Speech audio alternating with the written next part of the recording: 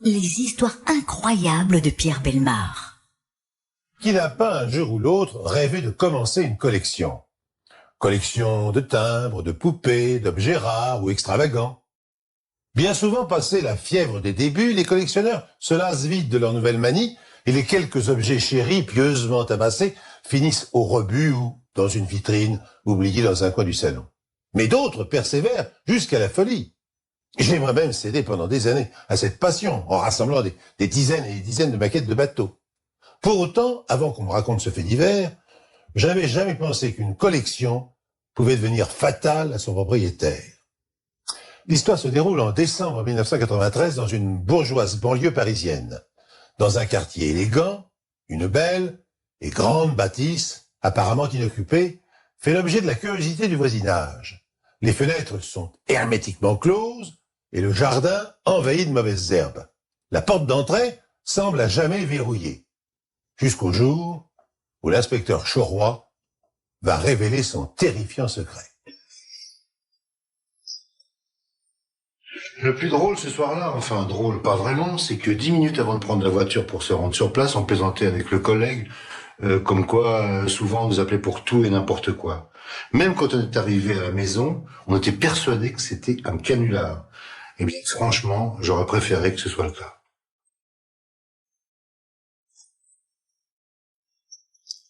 Ah, évidemment. Pour eux, c'était rien. Mais pour moi, ça fait 10 ans que je les entendais, leur opéra. Ah, puis d'un seul coup, plus rien. Déjà, elle me faisait peur, cette maison. Enfin, pas la maison, mais les jumeaux. On a reçu un coup de fil de la concierge de l'immeuble voisin, une femme pas très commode. Elle nous disait que non, elle n'était pas folle, qu'il y avait bien effectivement des habitants dans cette ville-là. Ça nous paraissait impossible, ou alors des squatteurs. Je leur ai raconté l'histoire. En tout cas, ce que je savais des jumeaux, les Wilson. Pour moi, ils avaient toujours habité là. Mais dans le quartier, tout le monde les connaissait, mais ils étaient quasiment invisibles.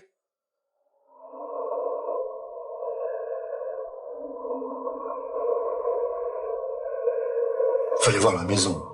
Une espèce de vieille bâtisse en briques rouges, qui, si elle avait été bien entretenue, aurait dû être une magnifique demeure. Arrivé sur place, j'ai immédiatement jeté un coup d'œil à l'intérieur, mais les fenêtres étaient condamnées. Alors j'ai forcé la porte, elle était complètement pourrie, et elle a cédé immédiatement.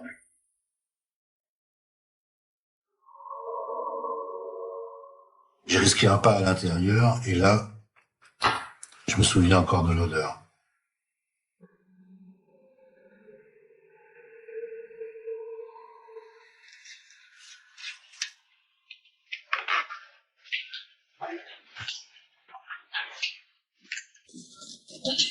Ils m'ont demandé de venir.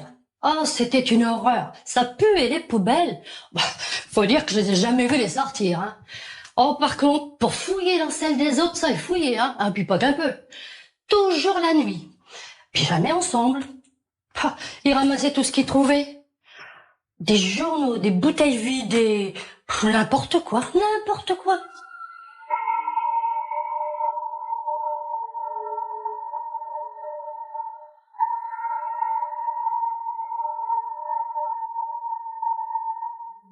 J'arrivais même pas à voir où je mettais les pieds. Le sol était couvert de je sais pas quoi, en fait.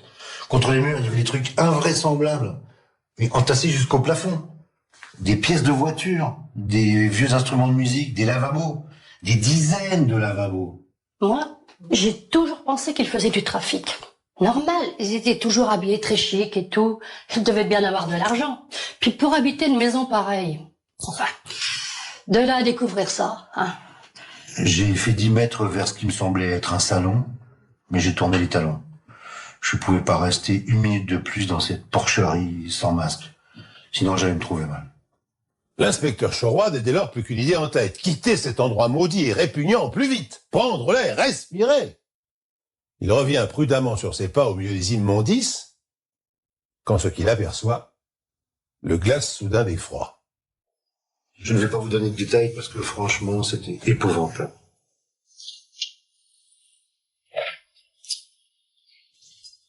Le cadavre était celui d'un homme d'environ 50 ans, pétrifié sur place, là, dans son fauteuil roulant.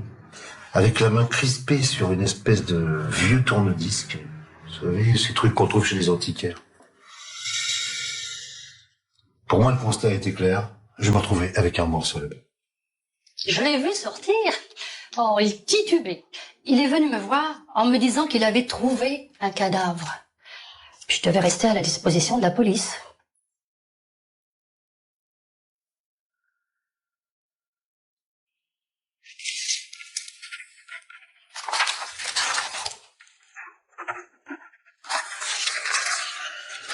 Le lendemain, quand on est arrivé sur les lieux, il fallait surtout ne pas toucher au corps à cause des indices. Il régnait une odeur épouvantable. Vraiment, on a tous eu beaucoup de mal à s'en remettre.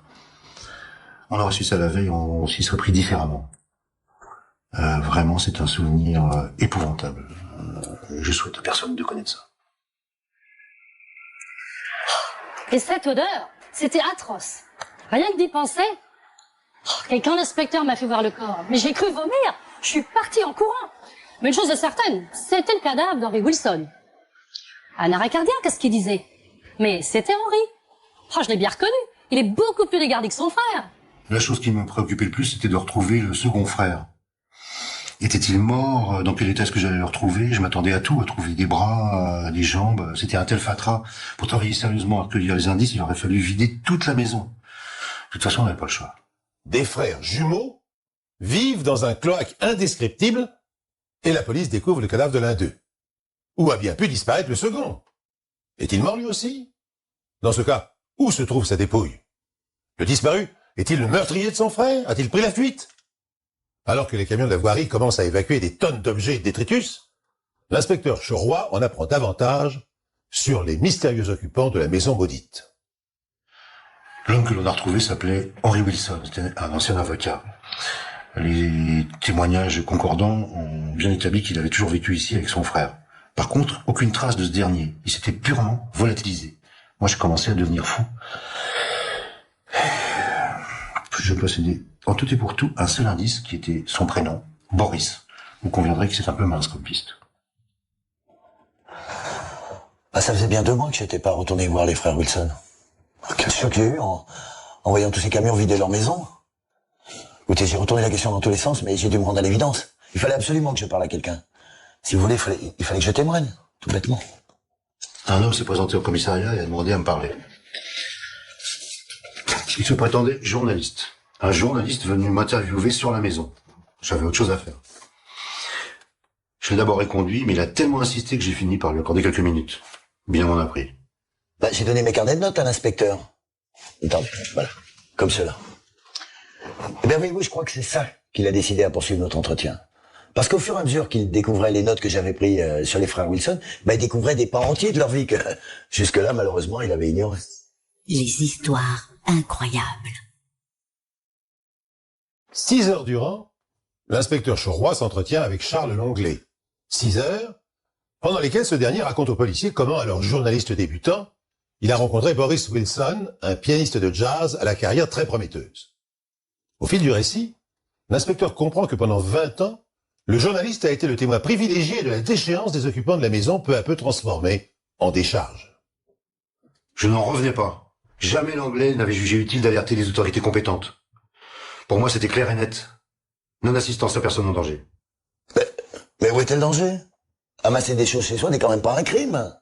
Écoutez, l'inspecteur me jugeait sans vouloir me comprendre. Moi, j'avais réussi à établir une relation de confiance avec Boris, ce qui n'était pas facile. C'était un féru de jazz. Il adorait Chet Baker, Thelonious Monk, et nous pouvions parler de jazz pendant des heures, et de rien d'autre.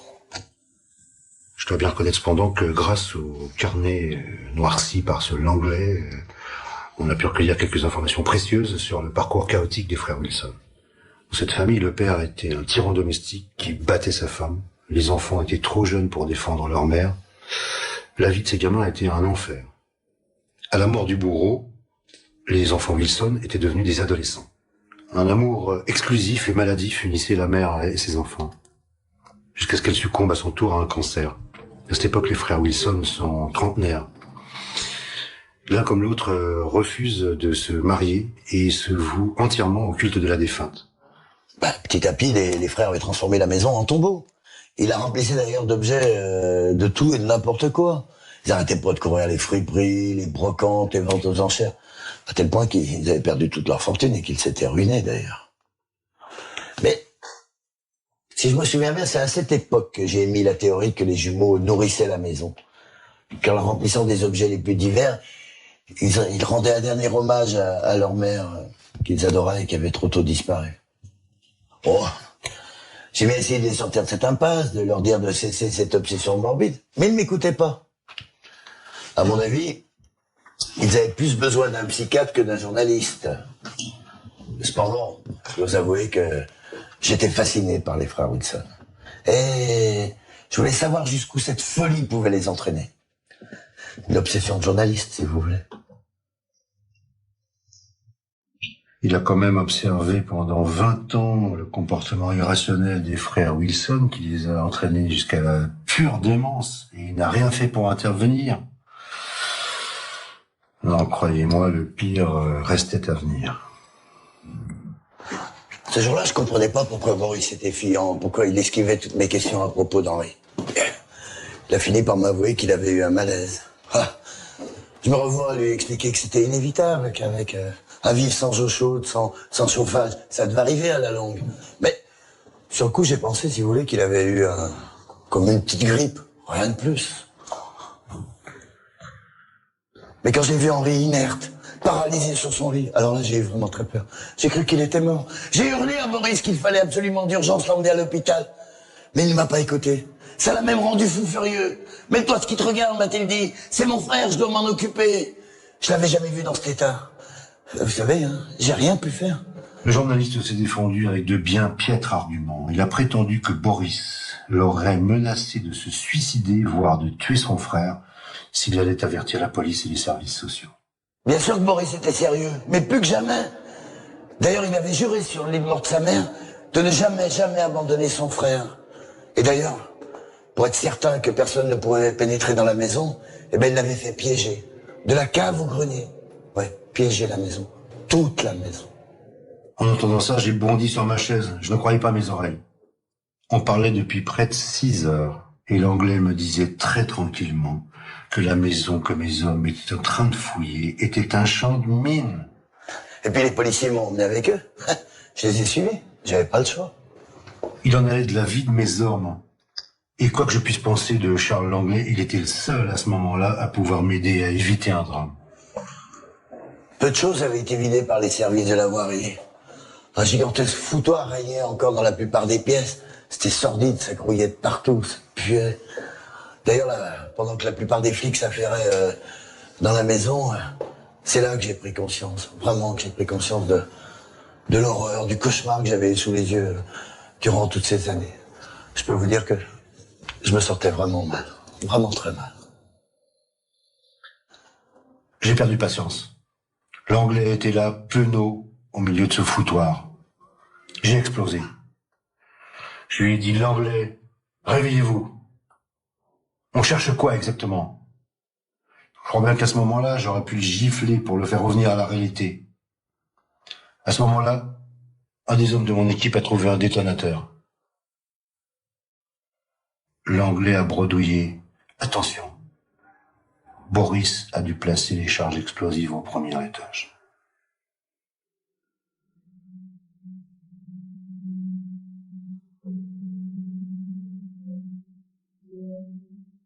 Tout s'embrouillait dans ma tête. Alors le policier m'a hurlé dessus. Ça m'a sorti de ma torpeur. Mais je pensais pas que cette épreuve serait si difficile à supporter. Je crois que j'avais présumé de mes forces. Oui, c'est ça, j'avais présumé de mes forces. Les démineurs étaient déjà montés à l'étage quand ils m'ont prévenu. « Venez, chef, on l'a trouvé. Attention, il n'est pas beau à voir. » L'Anglais voulait venir voir lui aussi, mais je lui ai interdit l'accès de la scène. Après tout, il ne nous était plus d'aucune utilité et il n'aurait pu que nous gêner dans nos mouvements. Par ailleurs, il risquait de s'évanouir à tout instant. J'ai pas supporté le spectacle. J'ai détourné les yeux et je me suis immédiatement rué vers la sortie. Il fallait que je sorte de cette horreur. 2 secondes. 2 secondes. Je l'ai aperçu 2 secondes, mais l'image est restée aggravée à tout jamais dans ma mémoire. Boris avait le mollet pris dans une espèce de mâchoire métallique, un piège à loup, je pense. Il était méconnaissable. Défiguré. Des rats même s'étaient acharnés sur lui. Mais je l'ai formellement identifié. À ses chaussures d'ailleurs, et à la bague qui en a un de ses doigts. C'était bien Boris. Ouais, Boris. C'est l'histoire la plus insensée que j'ai eu à traiter. Je peux vous dire que le jour où j'ai classé l'affaire, je n'espérais plus qu'une chose. Que dorénavant, on m'appelle pour tout et pour rien. Pour un chien écrasé ou une voiture mal garée. Les frères Wilson avaient transformé leur maison en ogresse insatiable. En hommage à leur mère, qu'ils prétendaient nourrir dans l'au-delà, ils l'avaient inlassablement gavée de tonnes d'objets et d'immondices jusqu'à la folie, jusqu'à l'indigestion, jusqu'à l'horreur. Ils reposent aujourd'hui côte à côte, dans le petit cimetière d'une élégante banlieue. Quant à la maison, elle attend un nouveau propriétaire. Espérons pour elle que le futur maître des lieux n'ait pas lui aussi l'âme d'un collectionneur. Pierre Bellemare, les histoires incroyables. Les histoires incroyables de Pierre Bellemare. À quel âge de la vie nos premiers souvenirs s'impriment-ils dans nos mémoires? Est-on capable de mémoriser des événements avant même de savoir marcher? Des psychopédiatres et des psychanalystes prétendent que le fœtus enregistre dans le ventre de sa mère des sensations qu'il n'oubliera jamais. La science en l'état est encore incapable de l'affirmer. Ce dont je suis sûr, en revanche, c'est que notre cerveau est un outil incroyablement complexe dont nous n'avons pas fini de percer les mystères. Et ce n'est pas Antoine Grimaud qui me contredira. Antoine est un jeune cadre employé dans l'industrie aéronautique. Sa femme Solange, belle, brune, de 34 ans, donne des cours de soutien à des adolescents. Le couple est heureux, sans histoire. Pourtant, un matin au réveil, un mot, un prénom de femme, va entraîner un cataclysme. Il va précipiter nos héros dans une histoire impossible.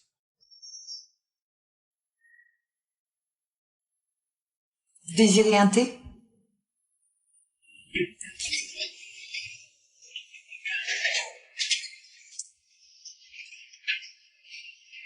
Oui. C'est vrai que vous savez que c'est difficile de se dire que son mari vous trompe. Moi, tu sais, c'est comme si c'était un autre qui parlait à ma place. Ouais, c'est comme si ta personnalité se dédoublait. Voilà, genre, en gros, à ces moments-là, tu comprends rien à la situation. Hein. Il était environ 7h30, je prenais mon petit déjeuner en écoutant la radio, pendant qu'Antoine se préparait dans la chambre. Bon, on a nos petites habitudes le matin. C'est toujours moi qui lui serrais son cravate. En l'occurrence, là, sauf ce matin-là. Hein. Et ça, c'est la première fois. C'est ça qui m'a fait étrange. C'est-à-dire qu'elle était là, comme ça, sur son café, la tête penchée en avant, et comme si elle fuyait mon regard, en fait. Elle s'en met les tasses. J'étais distant. Elle était distante, elle était triste, quoi. Ça m'a fait super bizarre. J'avais les yeux rouges, j'avais pleuré toute la nuit. J'ai essayé de lui demander s'il ne devinait pas pourquoi j'étais si mal. Qu'est-ce qu'il m'avait dit cette nuit-là? Ouais, mais qu'est-ce que je lui avais dit, moi? Ouais.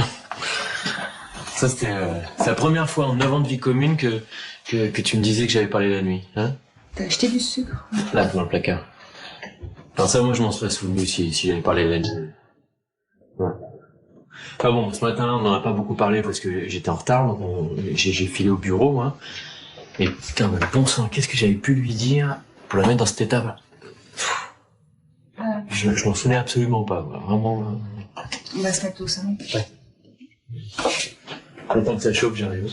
Durant la journée, Antoine s'abrutit de travail. Rendez-vous, coup de téléphone, dossier à boucler, études techniques. L'étrange événement de la nuit précédente lui sort rapidement de l'esprit. Le soir, il rejoint sa femme en ville pour dîner dans un restaurant avec des amis. Tout se déroule à merveille. Vers minuit, le couple regagne son domicile. Voici venue l'heure des grandes explications. Et de retour à la maison, je lui ai dit, bon, à propos de la nuit dernière, et alors, impossible d'aller plus loin. Mais j'ai pas envie d'en parler. C'est pas le moment, c'est pas les conditions. Oui, j'ai finalement décidé de lui rafraîchir la mémoire. Il avait parlé cette nuit-là. Ça m'avait réveillée. Et quand j'allumais la lumière, il était assis dans le lit, les yeux grands ouverts. Il disait non, ce n'est pas possible, ce n'est pas possible. Ça voulait rien dire, mais je lui ai parlé, il m'a répondu, et il m'a parlé de Nadia. Elle était persuadée que Nadia, c'est une collègue de bureau, quoi. Moi, le problème, c'est que je connaissais pas de Nadia, ni au bureau, ni dans la vie. Et de toute ma vie, j'avais jamais rencontré de Nadia, jusqu'à maintenant. Hein? Oui, mais je voulais savoir qui était Nadia. Donc je lui ai posé des questions, et il m'a répondu. Il m'a dit que c'était un secret. Quel secret pouvait bien avoir mon mari avec une autre femme? J'étais persuadée qu'il me trompait. Yes. Tromper Solange, moi, ça m'est jamais venu à l'esprit. Moi, j'aime ma femme, je suis heureux avec, ça m'a jamais traversé l'esprit, ça. Moi, j'en étais persuadée. Nadia était sa maîtresse. Alors j'ai craqué.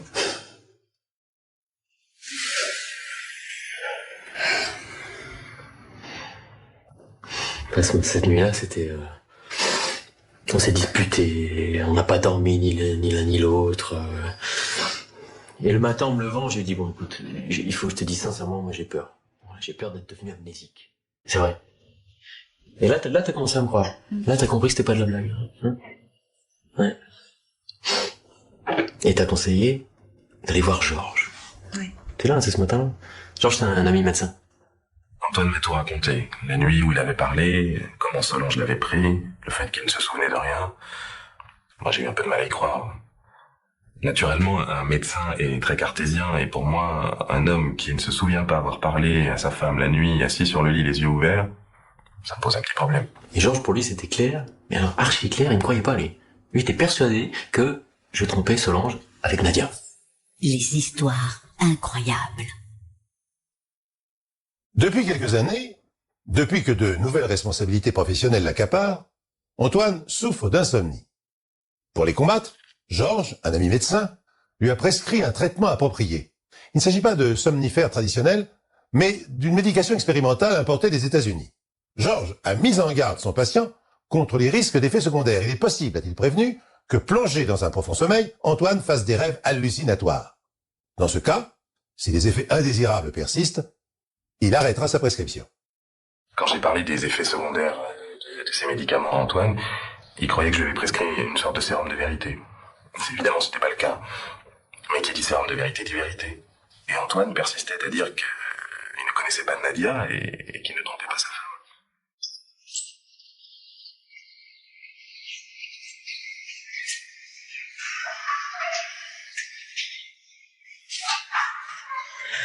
Excusez-moi, mais ça fait longtemps qu'on n'a pas parlé de cette histoire. Donc on en était où? Ah oui. Donc quand Antoine a été voir Georges, j'en ai profité pour fouiller dans ses placards. J'ai regardé dans toutes les poches de ses vestes, à la recherche du moindre indice, d'un petit bout de papier avec un numéro de téléphone. Et j'ai même regardé dans son agenda si je ne trouvais rien. J'ai checké ses étiquettes carte bleue. Et rien.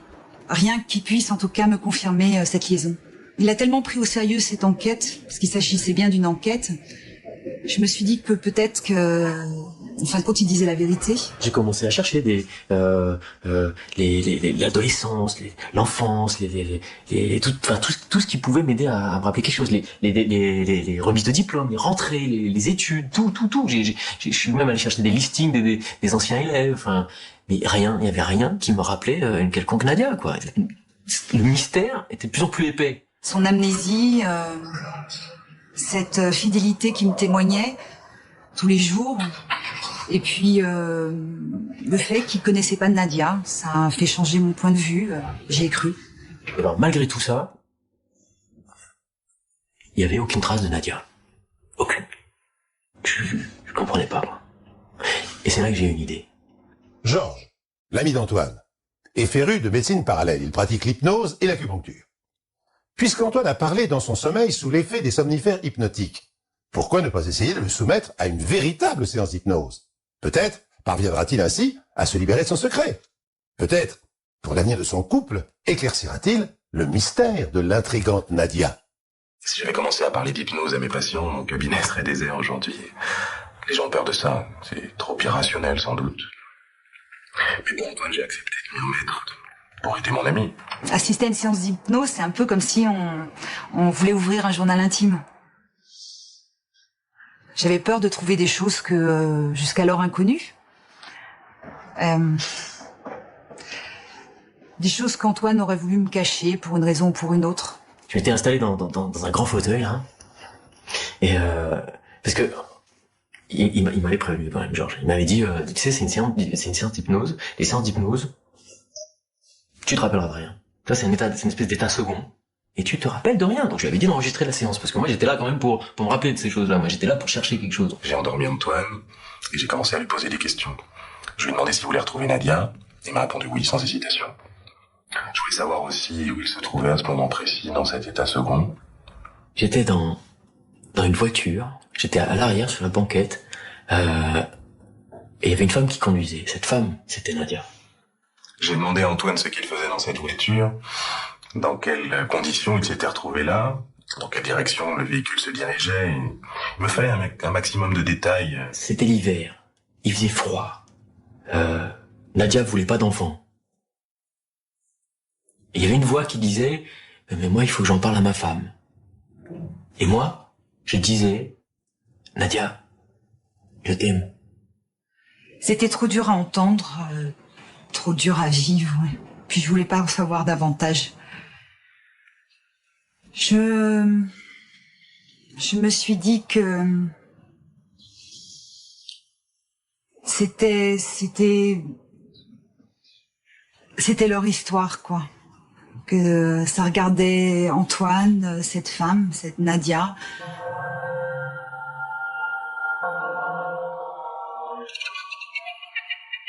Il a compté jusqu'à 3. Il a claqué dans ses mains et je me suis réveillé immédiatement. Je me souviens très bien de ça. J'étais bien, j'étais détendu,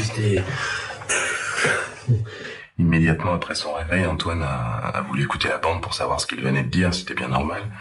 Sur la bande, à un moment, je parlais d'un enfant. Et quand j'ai écouté la bande, que je me suis entendu parler de ça, je sais pas, j'ai perdu la raison. J'ai foncé sur une vitre. La vitre, elle a explosé. J'ai senti tout à coup, il y avait du sang partout sur les mains, ça coulait sur les joues.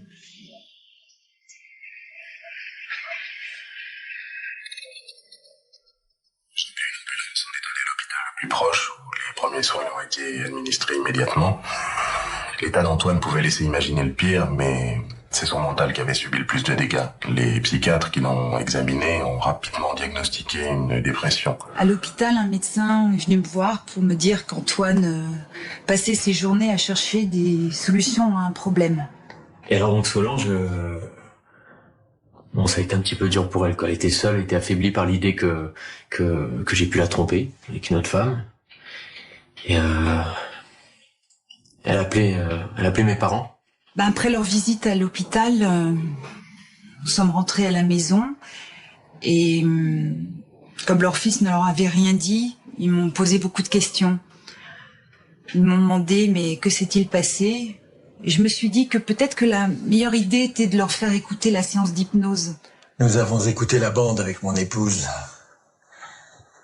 Le moment où Antoine a parlé de Nadia est arrivé assez vite.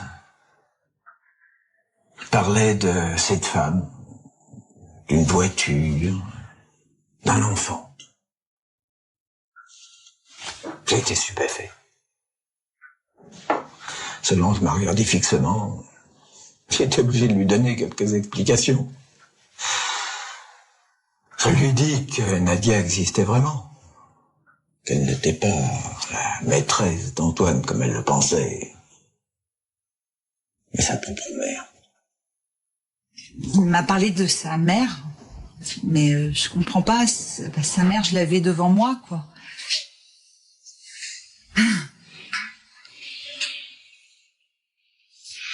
C'est vrai.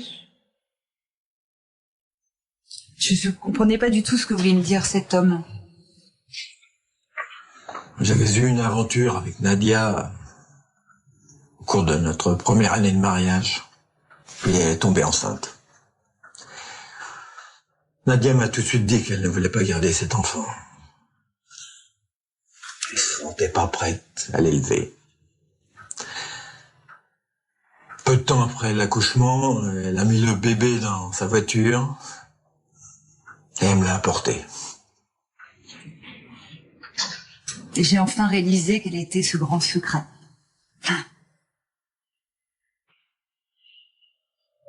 Nous n'avions jamais dit à Antoine. Pour lui, ma femme, c'était sa maman. Je pensais avoir été le seul avec Nadia à assister à cette scène quand elle est arrivée en voiture, qu'elle m'a remis le bébé. En fait, il y avait quelqu'un d'autre, allongé à l'arrière de la voiture. C'était Antoine.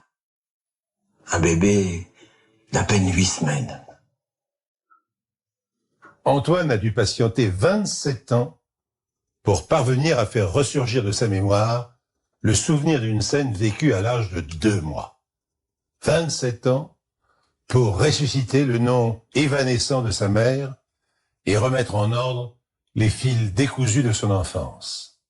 Un long et périlleux travail qui aurait pu briser son couple. Pierre Bellemare, les histoires incroyables. Les histoires incroyables de Pierre Bellemare. Daniel Bertin ferme les volets de sa maison de vacances, une petite villa au bord de la mer. Son mari Philippe charge les valises dans la voiture pendant que Julia, leur adorable petite fille de 6 ans, profite de ses dernières minutes de liberté dans le jardin. À 9h30, triste de quitter ce lieu qu'elle affectionne, la petite famille prend place dans la voiture. Et puis soudain, Philippe a une idée. Pour prolonger un peu les vacances, pourquoi ne pas emprunter les routes départementales pour rentrer à Paris? La proposition est acceptée avec enthousiasme. Philippe Bertin ignore naturellement qu'en prenant cette décision banale, il va chambouler le temps et l'espace. Il va propulser sa fille dans un univers que ni vous ni moi n'aurions jamais pu imaginer. On n'allait pas revenir à la boule avant le printemps et ça c'était quelque chose qui rendait malheureux et ma femme et ma fille et moi-même en fait. Et pour éviter qu'on se fasse du mal à rentrer tout de suite sur Paris, c'est la raison pour laquelle j'ai décidé tout simplement qu'on allait prendre du temps. Tout simplement. Alors dans la voiture, on a chanté, on a fait des jeux, et Julia riait. Et petit à petit, l'ambiance s'est totalement détendue. Alors c'est la première fois qu'on prenait la nationale et on était très contents de notre choix parce que le paysage était absolument magnifique. Et puis au bout de 2 heures, j'ai dit à Philippe, si tu trouves un endroit où on peut s'arrêter, eh bien on fait une petite pause. Et j'ai préparé des sandwichs. J'avais 6 ans à l'époque et je me rappelle très bien. Mon père s'est arrêté dans un endroit magnifique. Il y avait un banc en bois et des arbres immenses. Quand je suis descendue de la voiture, j'ai eu une impression bizarre, comme une sensation de déjà-vu. Je connaissais les lieux. Ma femme commence à déballer le pique-nique, moi je lui donne un coup de main. Et à ce moment, Julia se tourne vers moi et me dit écoute, voilà, est-ce que je peux aller voir le lion? Alors moi je sais plus ce que je lui réponds. Je lui dis quelque chose comme écoute, oui, dimanche prochain, je t'emmène à Vincennes et comme ça tu verras le lion. Julia n'arrêtait pas de répéter qu'elle voulait voir le lion. Elle frôlait la crise de nerfs. C'était tellement étonnant venant de sa part parce que c'est une petite fille qui est très douce, très calme, incapable de faire un caprice. Alors quand elle s'est mise à pleurer, à trépigner, on l'a grondée. Mais Julia ne nous écoutait pas, elle s'était mise à courir sur un petit chemin perpendiculaire à la route en criant « Je vais voir le lion dans le jardin de la maison ».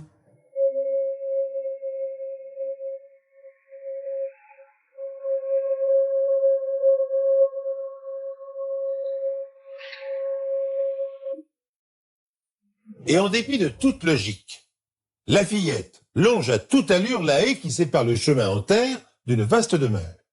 Sans même prendre le temps de jeter un coup d'œil par-dessus son épaule, elle laisse loin derrière elle ses parents complètement médusés. Alors qu'elle n'est jamais venue dans cet endroit, elle franchit la grille de la propriété et elle disparaît en quelques secondes. J'étais dans le jardin, en train de m'occuper de mes rosiers. Il faisait un temps magnifique. J'adore le mois de septembre, quand les grosses chaleurs sont passées. J'ai entendu la grille grincer. J'attendais pas de visite. Je me suis demandé ce que ça pouvait être. J'ai posé mon sécateur. Je me suis retournée et là je suis trouvée nez à nez avec une adorable petite fille blonde. Et quand on est arrivé devant le jardin, on a vu une dame très élégante, cheveux grisonnants, bouclés, et qui nous a fait signe d'approcher. Alors évidemment, on s'est approché d'elle, on lui a tout de suite demandé si elle n'avait pas vu passer notre fille. Et non seulement elle avait vu passer notre fille, mais en plus, elle nous a indiqué qu'elle était à l'arrière de son jardin. J'étais confuse. Et je me suis excusée en expliquant à cette dame que notre petite fille débordait d'imagination et qu'elle prétendait qu'un lion vivait dans les parages. Quand ils ont parlé du lion, j'ai été saisie. J'ai mis quelques secondes avant de récupérer. J'ai préféré les emmener au fond du jardin pour qu'ils se rendent compte par eux-mêmes.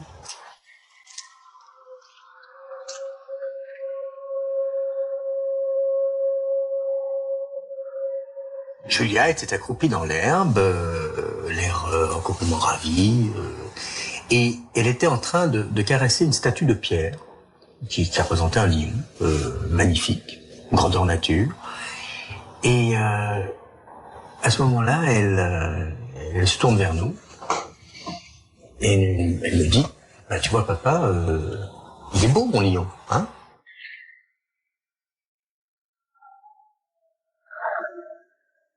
Quand j'étais petite, j'étais d'un naturel un peu timide. Et là, dans ce jardin que je connaissais pas, je me sentais à l'aise. Et en touchant la statue, j'avais l'impression que je faisais un geste familier. Et j'avais l'impression de reconnaître le toucher rugueux de la pierre sous mes doigts. C'était une sensation très agréable et apaisante. Je me sentais bien ici.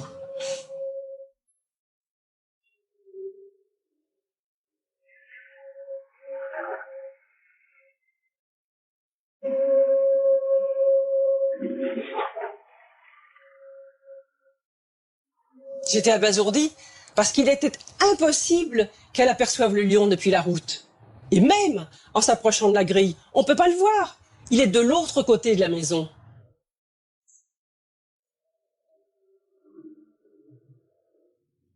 Je ne sais pas à quelle période ce lion a été installé dans le jardin. Je suis née dans ces murs et je l'ai toujours connu là. Les histoires incroyables. Jacqueline Martin, encore sous le coup de l'émotion, invite le jeune couple à boire un verre dans son salon. La situation étant embarrassante, les Bertin annoncent rapidement leur intention de reprendre la route. Ils se rendent compte à cet instant que Julia a de nouveau disparu. Paniqués et aidés par la maîtresse des lieux, ils fouillent fébrilement l'immense propriété, mais sans succès. Alors, ils inspectent le rez-de-chaussée, puis le premier étage de la maison. Madame Martin suggère enfin de vérifier si Julia ne s'est pas réfugiée dans le grenier, un endroit dans lequel on accède par un petit escalier en bois caché derrière une porte dérobée.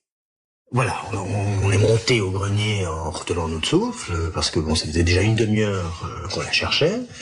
Et quand on est arrivé dans ce grenier, il faut dire d'abord c'était très sombre, il y avait pas mal de poussière sur les marches, et là, en haut des marches, il y a une porte qui est entrouverte.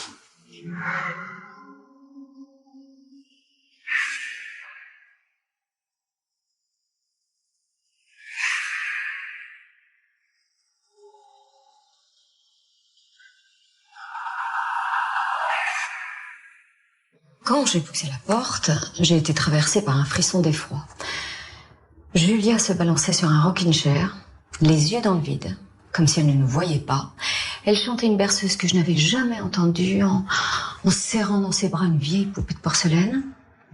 Devant ses yeux, il y avait un coffre ancien en bois avec des jouets à moitié cassés, une penderie avec des vieilles robes et puis plein de cartons à chapeau. Très étrange. Très, très étrange.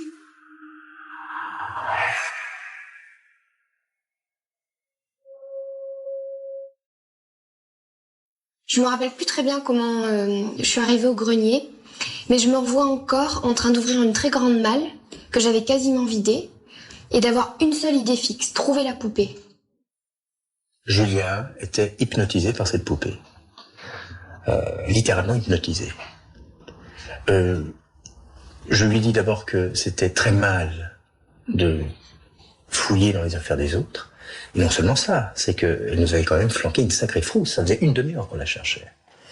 Et là, elle s'est tournée vers moi, elle m'a dit, mais écoute papa, c'est ma poupée. Et elle s'appelle Marinette. Elle était tellement bouleversée, elle était vraiment sur le point de pleurer, que je l'ai immédiatement prise dans mes bras et je l'ai réconfortée. Quand j'ai entendu la petite Julia prononcer le nom de Marinette, j'ai sursauté. Cette poupée, c'était ma grand-mère qui me l'avait offerte pour mes 7 ans, en me précisant qu'elle l'avait appelée Marinette. J'étais tellement troublée de voir la petite Julia tenir contre elle l'héroïne de mes jeux d'enfance que je la lui ai offerte. Si la découverte par la fillette du lion en pierre dans le jardin peut être mise sur le compte d'une extraordinaire coïncidence, comment expliquer maintenant que Julia soit parvenue à trouver seule l'accès du grenier alors qu'elle n'a aucune connaissance de cette maison labyrinthique? Comment a-t-elle trouvé la porte dérobée? Comment a-t-elle découvert la poupée dans un bric-à-brac d'objets hétéroclites? Plus stupéfiant encore, comment Julia peut-elle prénommer, sans se tromper, une poupée dont elle ignore l'existence quelques minutes auparavant? Devant cette accumulation de mystères, les 3 adultes sont totalement déconcertés. Ça, je peux vous dire qu'on n'a pas beaucoup parlé pendant le chemin du retour. La petite s'est endormie avec la poupée dans ses bras. Philippe ne quittait pas la route des yeux, les mâchoires serrées. Oh, lui qui est tellement rationnel. Non mais vous imaginez, il venait de prendre une sacrée claque, hein. Quant à moi, j'avais beaucoup de mal à retrouver mon calme. Ah ouais. On rentre à Paris, la vie reprend son cours normal, tout va très bien. Évidemment, Daniel et moi, on évite un petit peu de parler de ce qui s'est passé précédemment. D'autant plus qu'il préparait son entrée dans le cours préparatoire. Donc c'était vraiment une raison importante pour qu'on ne parle pas de toute cette histoire. Mais moi, je dois vous dire que quand je rentrais le soir et que j'avais envie que j'allais lui souhaiter une bonne nuit, quand je la voyais avec cette poupée en porcelaine dans son lit, je dois vous dire franchement que ça me mettait un peu mal à l'aise. Après cet événement, j'étais obsédée par la petite fille. Je la revoyais encore assise dans le rocking chair. Je ne pouvais me résoudre à tirer un trait sur cette histoire. Comme j'avais déjà pris ma retraite et que c'était pas le temps qui me faisait défaut, j'ai décidé d'enquêter. J'ai fouillé la maison à la recherche d'indices. Je n'ai rien trouvé. Et puis au mois de décembre, je suis allée dans le sud de la France, où mon frère s'est installé depuis une dizaine d'années. Et c'est là, sur la cheminée du salon, que je l'ai vu et que j'ai compris. Je n'ai pas pu attendre de rentrer chez moi. J'ai tout de suite écrit à la famille Bertin.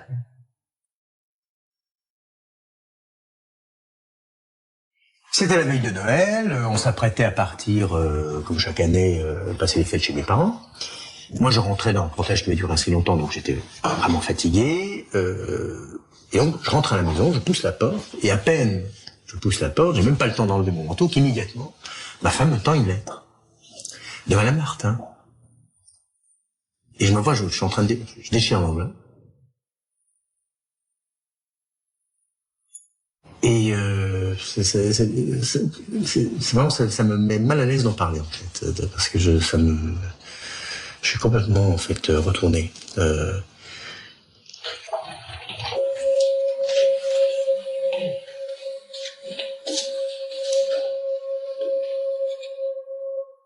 Non, mes parents m'ont jamais dit qu'ils avaient reçu cette lettre.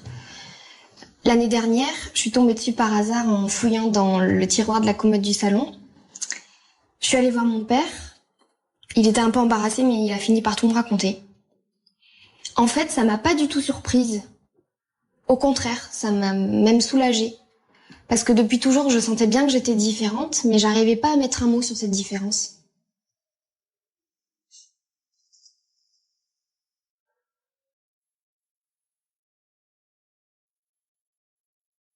Dans sa lettre, Jacqueline Martin a glissé une photo qui représente sa grand-mère à l'âge de 3 ans.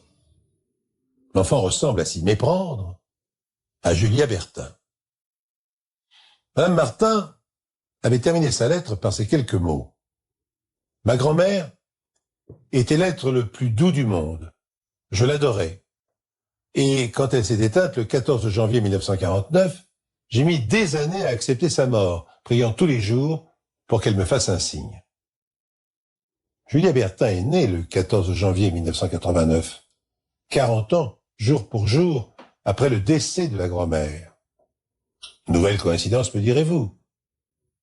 J'ai un peu de mal à le croire. Quant à Marinette, la poupée, elle dort à présent dans le coffre à jouets de Julia, devenue adolescente.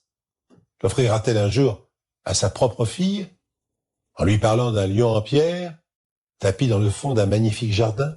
Pierre Bellemare, les histoires incroyables. Les histoires incroyables de Pierre Bellemare. En cette année 2000, la province de Fujian n'est pas la plus pauvre de Chine, loin de là, mais c'est celle où les candidats à l'émigration sont les plus nombreux. Sans doute parce qu'elle est située en face de Taïwan et que les programmes de télévision diffusés depuis l'île montrent sans cesse la vie aux États-Unis et dans les pays occidentaux. Partout, ce sont les mêmes conversations qui reviennent. Mon cousin est plongeur dans un restaurant de San Francisco. Il gagne en un jour ce que je gagne en un mois. Alors ils sont nombreux à tenter l'aventure, malgré les frais énormes et les risques tout aussi importants qu'elle représente. Ceux qui choisissent les États-Unis partent à fond de cale dans des cargos. Ceux qui préfèrent l'Europe traversent le continent d'est en ouest en train et en camion. On appelle cela la route de la soie, parce qu'elle reprend l'antique itinéraire des caravaniers et parce que ceux qui partent espèrent en revenir fortune faite, c'est-à-dire, selon l'expression chinoise traditionnelle, vêtus de tuniques de soie. À Chengde, la capitale de la province du Fujian, de discrètes affichettes sont visibles un peu partout dans les rues. Recherchons laboureurs d'outre-mer. C'est de cette manière que les passeurs clandestins, qu'on appelle les têtes de serpent, recrutent leurs clients. Pour un voyage dans des conditions parfaitement inhumaines, ils demandent une fortune. 200 000 yuan, soit 25 000 euros. Cette somme, Xiling l'a payée, ou plutôt, il a demandé à sa mère de la payer pour lui. Il n'en pouvait plus de travailler pour un salaire de misère comme jardinier municipal de la ville de Chengde. Sa mère a commencé par refuser. C'est si dangereux. Il y en a tant qui meurent ou qui disparaissent. Mais Xiling a insisté. Il voulait rejoindre son oncle qui travaille dans un atelier clandestin à Londres. Il avait 20 ans. Il était plein de force et d'optimisme. Il voulait lui aussi rentrer au pays dans une tunique de soie. Alors Madame Ling s'est résignée. Elle a été déterrée au fond de son jardinet les pièces anciennes que son mari et elle avaient cachées pendant toute la période communiste, et elle est allée trouver M. Cheng, la plus importante tête de serpent de la ville. M. Cheng habite une bâtisse ridicule et prétentieuse, construite en verre et en béton, imitant on ne sait quel architecte occidental. Il a jeté un regard dédaigneux sur les pièces anciennes, qui représentaient une valeur bien supérieure à 200 000 yuan, et a déclaré qu'il acceptait pour lui être agréable. C'est ainsi que le 19 février 2000, Xiling prend le train pour Pékin, 1500 km plus au nord. C'est là-bas que les émigrants clandestins ont rendez-vous. C'est là-bas que commence la route de la soie.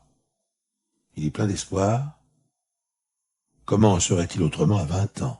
Quand il reverra Chengde et sa mère, il sera riche. Si Xiling a voyagé seul jusqu'à la capitale, c'est dans la gare de Pékin qu'il retrouve ses compagnons de route.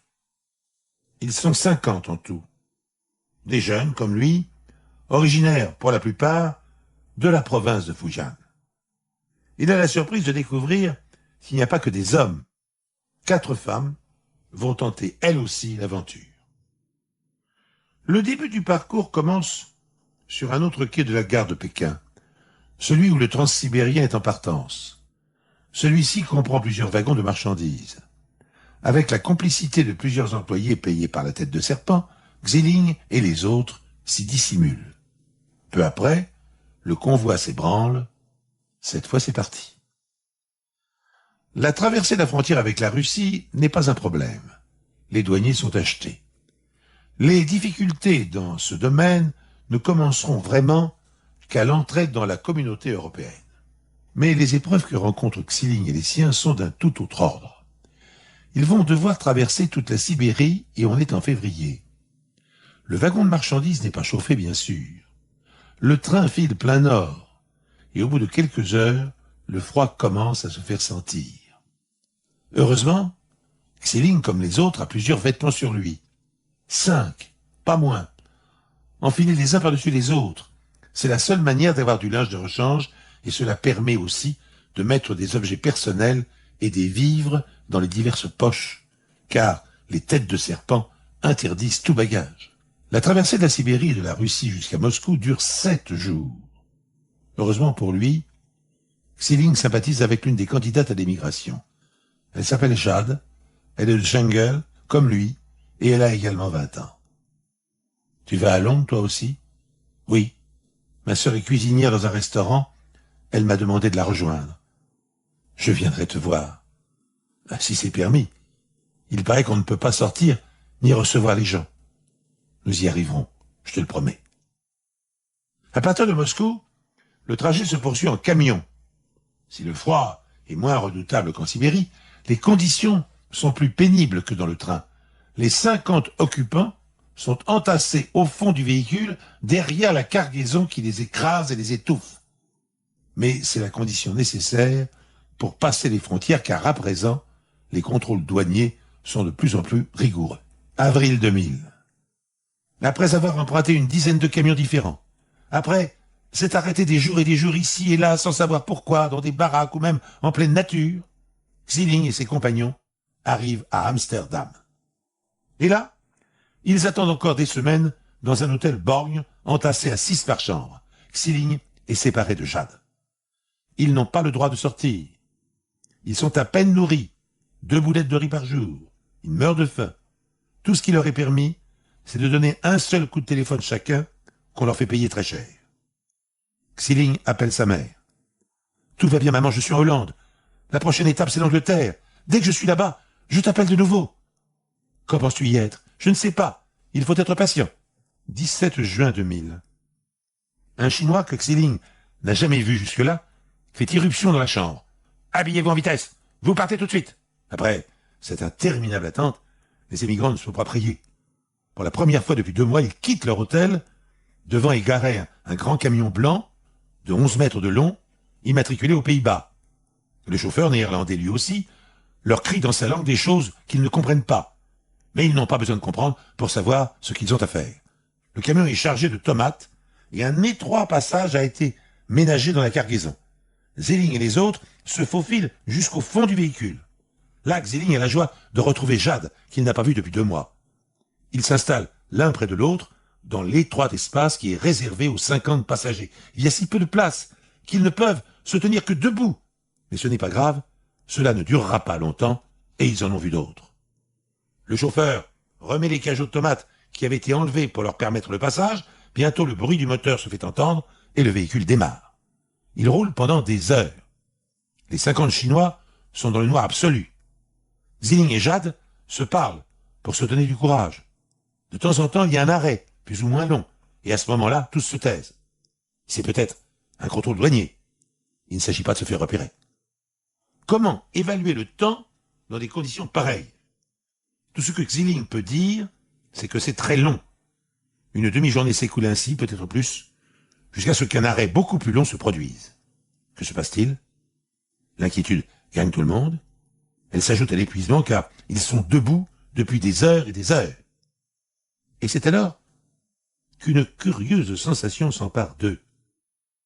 Ils mettent un instant avant de réaliser de quoi il s'agit, et puis, ils comprennent, c'est le roulis. Ils sont dans le ferry qui les conduit en Angleterre, ils ont gagné. Dans le réduit de 3 mètres de large pratiqué derrière les cageots de tomates, des exclamations de joie retentissent, à mi-voix bien sûr, pour ne pas se faire repérer. Les 50 émigrants se congratulent, lorsque soudain l'un d'eux remarque « Mais on étouffe !» Xilin a la même impression. C'est vrai que depuis un moment, on respire de plus en plus mal. Il se refuse d'abord à y croire, mais il doit se rendre à l'évidence en arrivant dans le ferry par inadvertance, ou pour toute autre raison. Le chauffeur a fermé l'aération. Ils vont mourir asphyxiés. Les autres aussi ont compris. Alors cette fois, plus question de discrétion, ils se mettent à hurler, ils frappent contre la paroi. Pour faire plus de bruit encore, ils retirent leurs chaussures et tambourinent de toute leur force. Mais ils sont dans la cale du navire qui est déserte. Les chauffeurs ne restent pas à bord de leur véhicule. Ils les quittent pour aller sur le pont avec les autres passagers. Xilin a crié au début avec les autres, mais il s'est arrêté. Il ne doit pas s'épuiser. Il doit garder ses forces. Il a pris Jade dans ses bras et il lui parle doucement. Courage. La traversée n'est pas longue. Il faut tenir jusque-là. Respire lentement. Les minutes passent, interminables. Xilin finit par perdre toute notion du temps. Il se rend compte simplement qu'il est en train de mourir. Il suffoque, il a des vertiges. Il est à la toute dernière extrémité. Le silence s'est fait depuis longtemps dans le réduit du camion. Après les cris, il y a eu les gémissements, puis les halètements, puis plus rien. C'est alors que Xilin se rend compte qu'il respire mieux. Le chauffeur a-t-il enfin ouvert l'aération? Il ne tarde pas à découvrir que non. S'il a plus d'air, c'est que les autres ne respirent plus. Ils sont tous morts. Et il se rend compte que Jade, qu'il tient toujours serrée dans ses bras, est morte, elle aussi. Il la lâche, et elle glisse par terre comme une poupée de chiffon. Les douaniers du port de Douvres sont équipés d'un système de rayons X permettant de voir à l'intérieur des camions, et celui qui inspecte le véhicule néerlandais pousse un cri. Bon sang! Mais qu'est-ce que c'est que ça? Aidé par ses collègues, il se précipite, fait valser les cajots de tomates, et tous tombent en face de l'horreur absolue. Une pile de corps, un charnier. Seul Xilin s'avance vers eux en titubant. Un autre survivant apparaît lui aussi. Tous les autres, 44 hommes et 4 femmes, sont morts. Soigné à l'hôpital de Canterbury dans le Kent, Xilin s'est rapidement rétabli. La tragédie qu'il avait vécue ne lui a valu aucun passe-droit. Dès qu'il a été sur pied, il a été expulsé vers son pays, même si cette fois, c'était en avion. À Jungle, sa mère l'attendait. Elle lui a appris qu'après le drame, une émeute avait eu lieu contre les têtes de serpent. On avait pillé et incendié la maison de M. Cheng. Et puis, tout était redevenu comme avant. Les candidats à l'émigration recommençaient à se bousculer. M. Cheng faisait reconstruire sa maison. La vie continuait. Xilin n'a rien répliqué. Elle continuait pour lui aussi. Et finalement, il n'y avait que cela qui comptait. Les histoires incroyables de Pierre Bellemare. Vous avez été captivé par cette histoire de Pierre Bellemare? Abonnez-vous dès maintenant pour ne rater aucun épisode. N'oubliez pas de laisser une note à ce podcast. Merci pour votre écoute et à très bientôt. Les histoires incroyables de Pierre Bellemare. Imaginez-vous que la tête de l'un de nos plus illustres rois a disparu.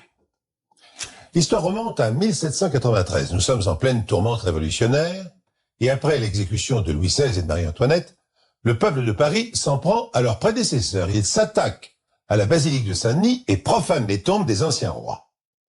Le cercueil d'Henri IV contient une dépouille parfaitement conservée. Après 183 ans de sépulture, le corps momifié du Vert Galant est dressé contre un pilier et un soldat lui tranche la tête d'un coup de sabre.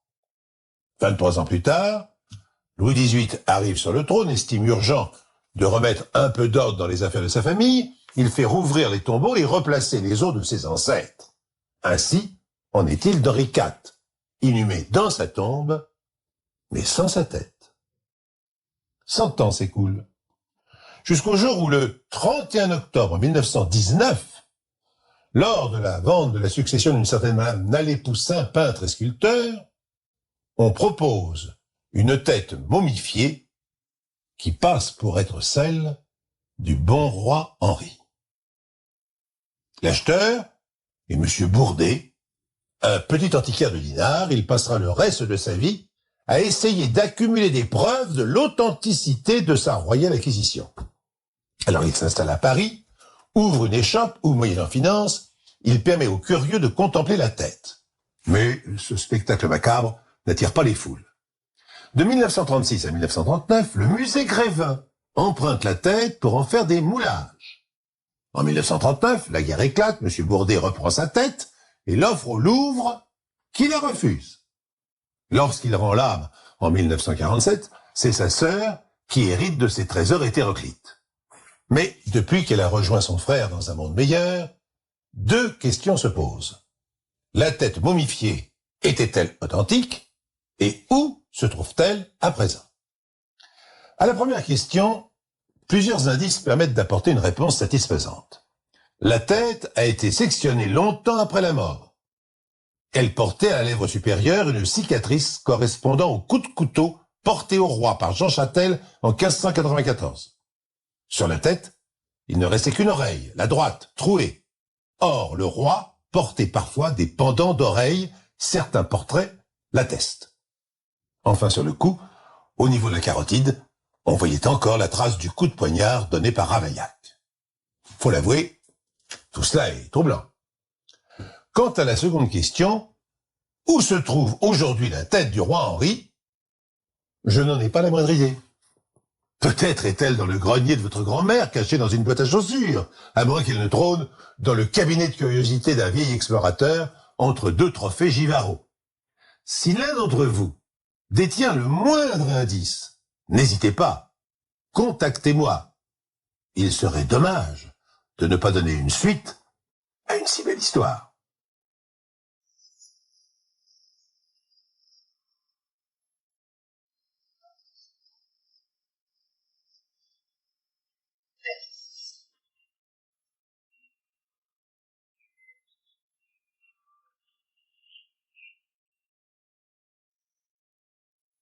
Le mensonge, même s'il est moralement condamnable, est l'une des conduites les plus courantes de l'homme. Nous avons tous menti, et nous mentirons tous, quelles que soient les bonnes résolutions que nous pourrons prendre dans ce domaine. On ment pour les raisons les plus diverses. Par crainte, pour cacher quelque chose qui peut nous nuire ou qui nous fait honte, par vanité, pour nous donner des qualités que nous n'avons pas, par intérêt, pour en retirer un profit quelconque, par pure perversité, par vengeance, et pour 1000 autres raisons encore. Cela du moins, c'est le mensonge qu'on peut qualifier d'ordinaire, de normal, le mensonge de monsieur tout le monde en quelque sorte. Mais il y a des individus qui vivent constamment dans le mensonge, dont l'activité principale consiste à tromper leurs semblables. Curieusement d'ailleurs, nous ne portons pas toujours un jugement sévère sur eux. Au contraire, bien souvent ces gens-là nous étonnent et même nous fascinent. Au nombre de ces menteurs continuels, pour ne pas dire professionnels, figurent les grands mystificateurs, ceux qui se sont appropriés la personnalité de quelqu'un d'autre, le plus souvent un personnage illustre, disparu dans des conditions mystérieuses, comme Louis XVII ou la grande duchesse Anastasia. Le danger, dans ce cas-là, est que le menteur se prenne à son propre mensonge. Entre mystification et mythomanie, la frontière n'est pas étanche, et plus d'un a fini par se prendre réellement pour celui qui l'imitait. Les autres menteurs à répétition sont plus banalement les escrocs, qui peuvent devenir des criminels. Tel n'est heureusement pas le cas de notre héroïne entre guillemets d'aujourd'hui. Cette charmante jeune femme, qui sait mieux que quiconque attirer les hommes dans ses filets, n'est pas une menthe religieuse. Mais comment faut-il l'appeler? C'est tout le problème de cette histoire.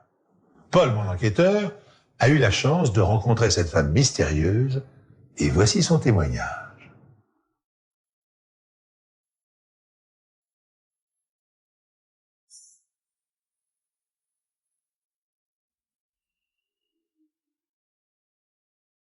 Nous sommes dans un quartier bourgeois de la capitale. C'est dans cet immeuble qu'habite Aurélie Montel. Retenez bien ce nom. À première vue, Aurélie est une jeune femme comme beaucoup d'autres. Les cheveux mi-longs, châtains, de taille et de corpulence moyenne, a priori sans histoire. On ne lui connaît aucun signe particulier, sauf peut-être cette manie qu'elle a de tout noter dans un cahier d'écolier. Elle a 2 amis proches et aujourd'hui, si elle parcourt les petites annonces, c'est pour aider l'une d'entre elles, Alice, à trouver un appartement. Aurélie est hôtesse de l'air. Elle est souvent en déplacement. Pendant ses voyages, elle a l'habitude de prêter son appartement à ses amis. Ah, bonjour Madame Lopez. Bonjour Aurélie. Mais où est-ce que vous partez cette fois-ci? La Martinique. La Martinique. Ouais. Tenez, j'ai du courrier pour vous. Merci. J'allais oublier, Alice va passer quelques jours chez moi pendant mon absence. Bon, d'accord. Très bien. Bon voyage. Au revoir. Au revoir.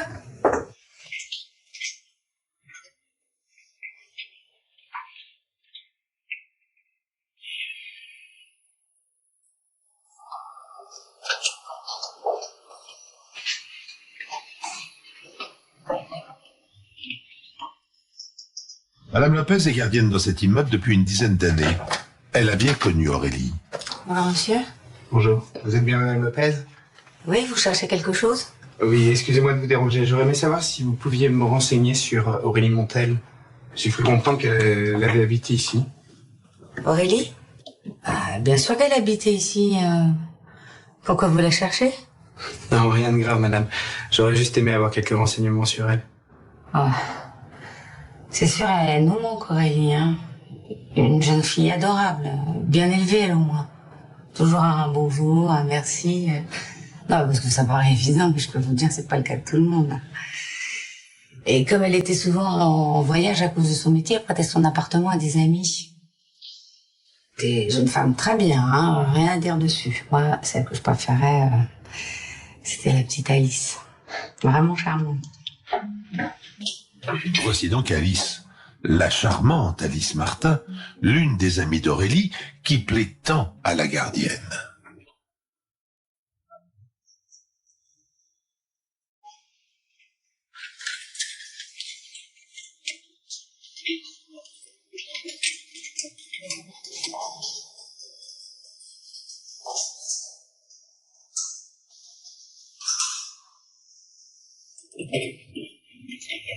Bonjour.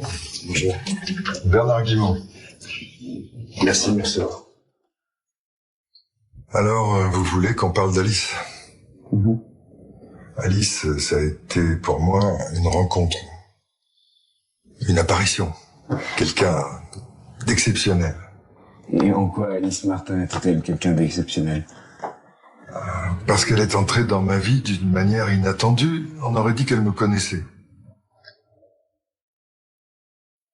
Et elle correspondait à tout ce que je peux attendre d'une femme.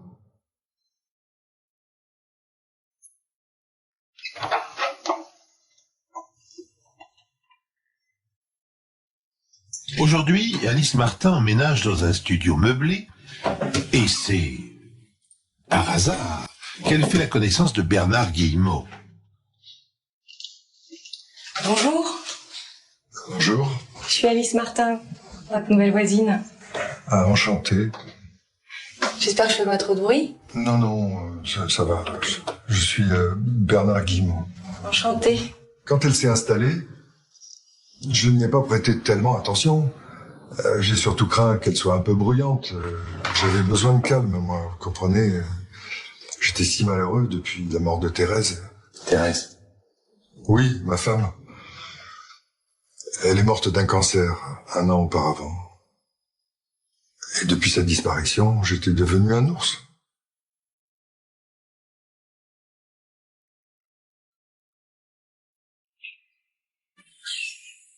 Bonjour Monsieur Guimont, vous avez besoin d'aide?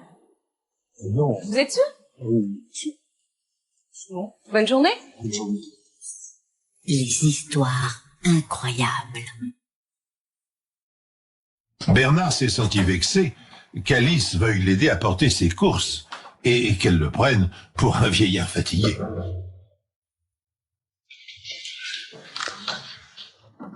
Excusez-moi, j'ai dû vous paraître un peu grossier tout à l'heure. J'ai pas réagi. Non, pas du tout, c'est pas grave du tout. Vous êtes un peu bricoleur? Oui. Parce que j'arrive pas à la faire marcher. Ah bah, attendez, on va ranger ça. Alice ne rate pas une occasion de solliciter son voisin. Tous les prétextes sont bons pour sonner à sa porte. Bonjour. Bonjour, monsieur Guillemot, je vous dérange pas, là? Non, pas du tout, après... Merci.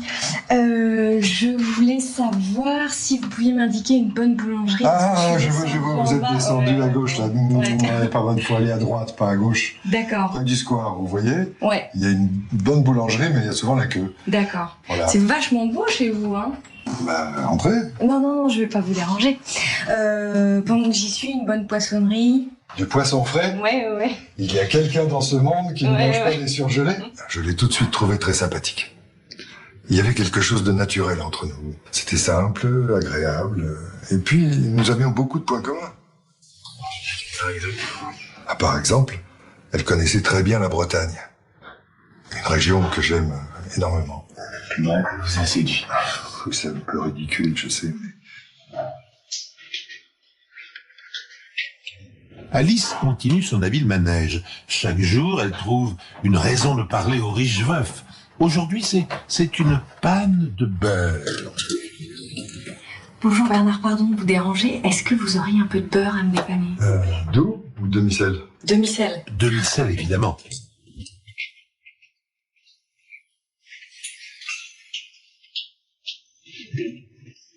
Voilà. Merci beaucoup, merci. Au revoir. J'étais tellement seul à l'époque. Je ne fréquentais plus que des gens de mon âge. Elle a apporté de la fraîcheur dans mon existence.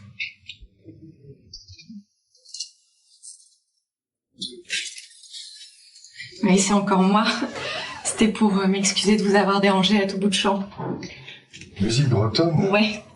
Peu à peu, Alice tisse des liens de plus en plus étroits avec Bernard, puis elle retourne dans l'immeuble d'Aurélie.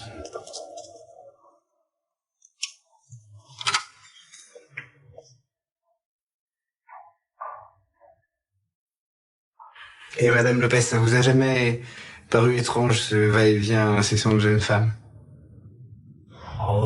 Non, Aurélie était hôtesse de l'air, elle était jamais là.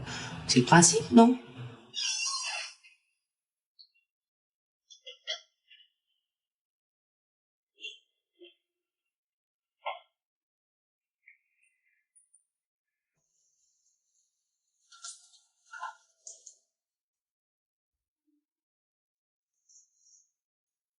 La double vie d'Aurélie est compliquée. Il faut jongler entre les noms, les tenues, les emplois du temps. Pour ne pas se tromper, cela nécessite beaucoup de rigueur et un vrai sens de l'organisation.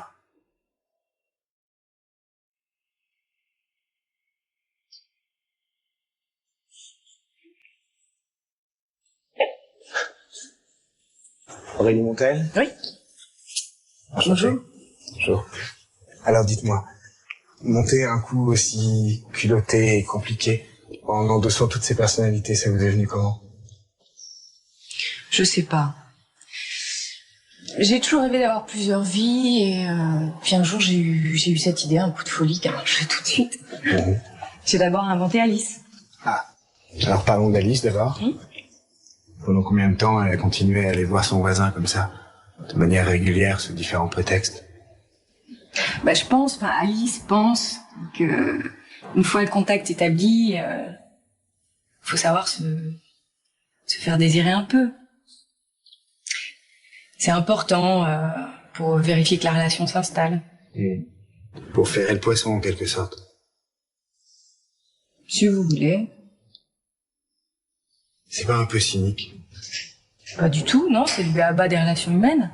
Tous les amoureux testent l'attachement de l'autre. Je suis sûre que vous l'avez fait, vous aussi, même inconsciemment, réfléchissez. Oui, peut-être. Vous voyez? Vous n'avez pas une grande expérience des femmes, vous. Ah oui, pourquoi? Bon, et après, comment ça s'est passé? Je veux dire, entre Bernard et Alice. Alice ne revient pas frapper à la porte de Bernard pendant plusieurs semaines. Alice, Bonjour Bernard. ça fait longtemps que je vous ai pas vu. Ouais. Ça vous dirait un bon café?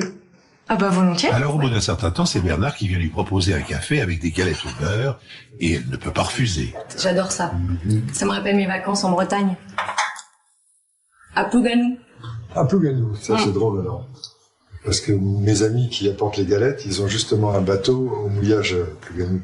Et vous êtes breton? Non, à moitié, ma mère. C'est déjà pas mal. Et vous savez faire les crêpes? Oui. Leurs retrouvailles sont chaleureuses. Mais mentir ne s'improvise pas et Alice doit travailler et réviser son rôle. Elle potasse sérieusement et se documente sur les différents sujets qu'elle doit aborder pour charmer Bernard.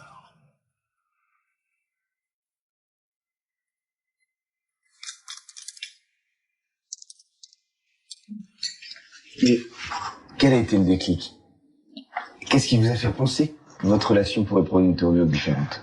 Le jour où je me suis surpris à attendre qu'elle frappe à ma porte et à imaginer je sais plus quel prétexte pour frapper à la sienne. Et en aucun cas, vous n'avez douté de la véracité de ce qu'elle racontait?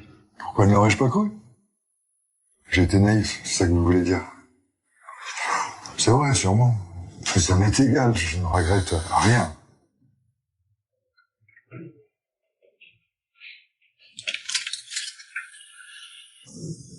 Bernard commence à s'attacher sérieusement à la jeune femme. Mais c'est à ce moment-là qu'elle s'absente à nouveau. C'était encore calculé, cette nouvelle absence d'Alice? Non, mais elle avait une autre affaire en cours. Un autre personnage? Oui. Et dans ce cas précis, il a fallu réunir toute une documentation sur la bourse, ça n'a pas été facile.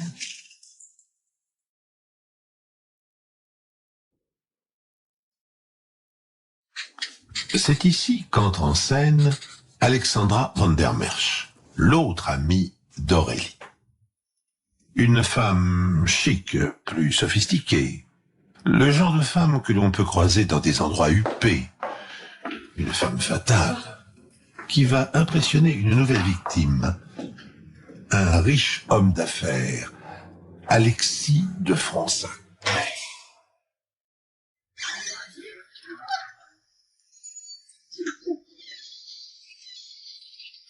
Bonsoir. Bonsoir. Alexis de Fronsac. Enchanté. Alors c'est ici que vous avez fait la connaissance d'Alexandra van der Merch? Alexandra. Oui, et je vais vous dire franchement, c'est la femme la plus étonnante que j'ai jamais rencontrée. Et vous venez souvent dans ce club? Oui, j'aime jouer avec l'argent. Et jusqu'à présent, ça m'a plutôt réussi. C'est un monde dont je connais bien les règles. Les ficelles? Si vous voulez. Mais parlons plutôt de ce qui vous amène, non? Alexis fait la connaissance d'Alexandra dans un club privé dont il possède des parts et où il vient régulièrement jouer au poker. Bonsoir. Bonsoir. François Castet. Alexandra van den Merch. Je peux vous offrir un verre? Volontiers.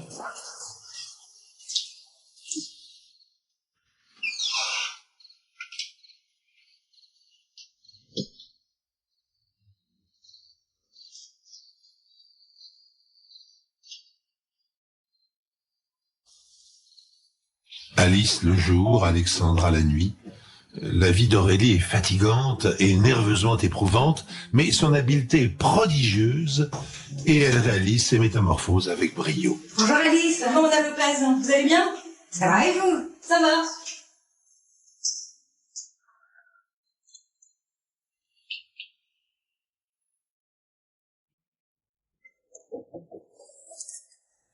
Je viens de les trouver. Pour justifier ses absences répétées, Alice a une bonne explication à fournir à Bernard. Désolée Bernard de ne pas vous avoir donné une nouvelle. Mais ma mère est très malade, il a fallu que je m'occupe d'elle. C'est grave? Oui, assez, oui. C'est la maladie d'Alzheimer. C'est terrible. Ouais, c'est très difficile. Parfois, elle me reconnaît pas. Quel âge elle a? 65 ans. On a trouvé une clinique spécialisée pour la faire soigner, mais ça coûte très cher. Écoutez, Alice, Je n'ai pas de problème d'argent. Ah non, non, non, Je vais non, vous faire non, un non, chèque. non, Bernard, non, non, non, Non, c'est mais- pas la peine. Écoutez, Non, j'insiste.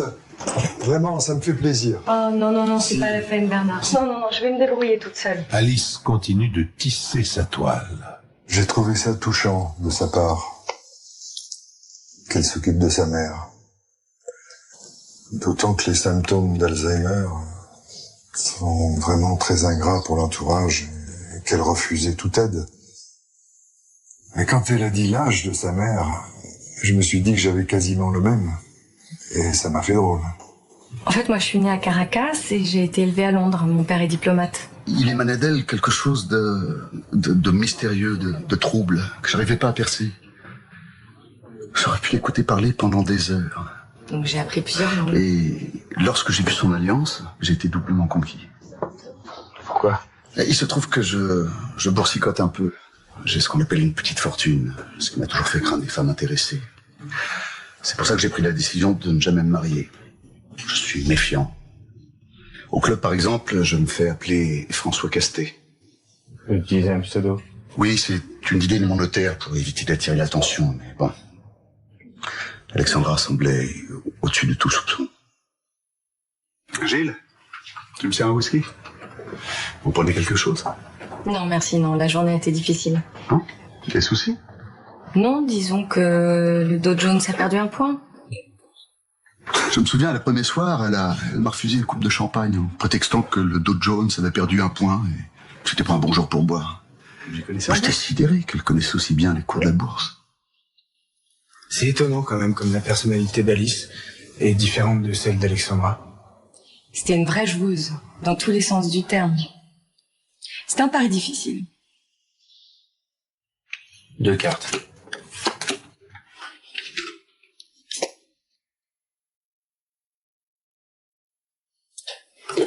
On couche. Alexandra s'avère être une joueuse d'exception. 4. Alexis est très impressionné par son talent et son sang-froid. Tapis. Il est sous le charme. Attisé par la distance soigneusement entretenue par la jeune femme. J'ai une petite pause.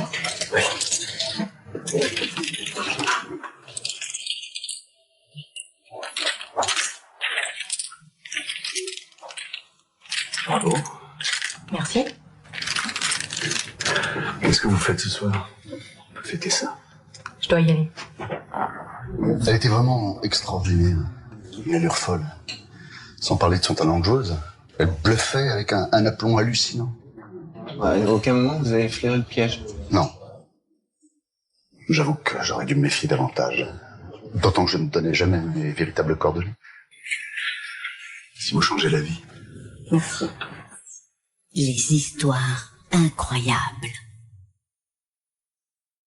Alexis donne ses coordonnées à Alexandra, mais il ment et donne un faux nom avec une fausse adresse. Donc Alexandra s'est fait berner à son tour. Non, non, elle savait très bien qui mentait. Elle connaissait sa véritable identité et son adresse, évidemment, mais elle s'en est pas servie tout de suite. Et comme à son habitude, elle note tous les détails dans son cahier.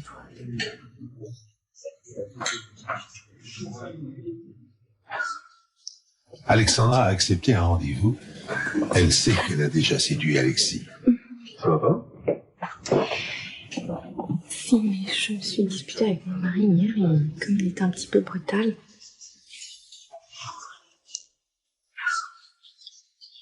Il vous bat?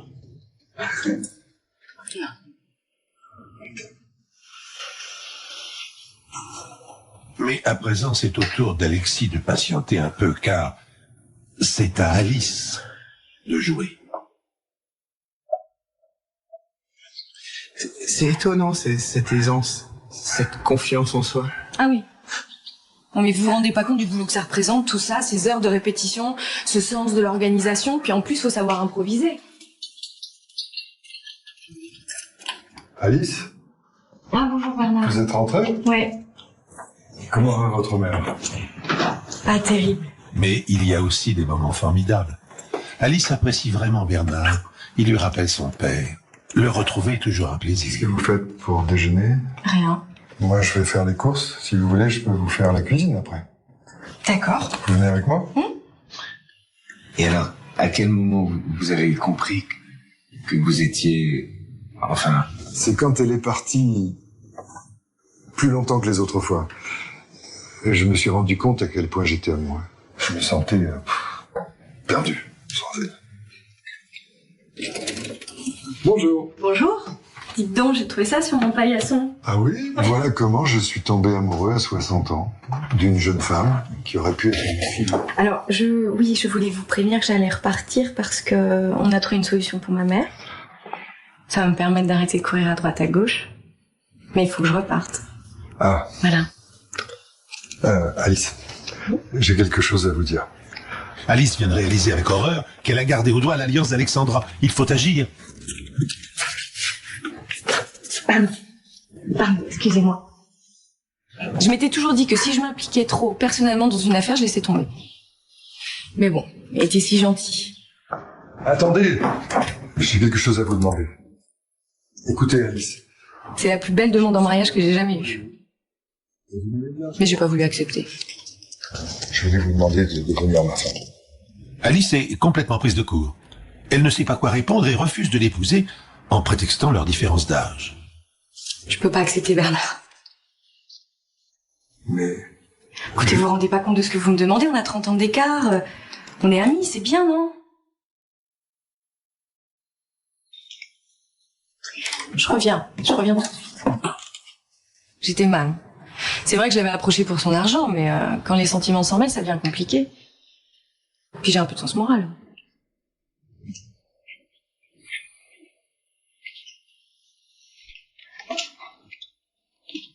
Bernard, j'ai bien réfléchi.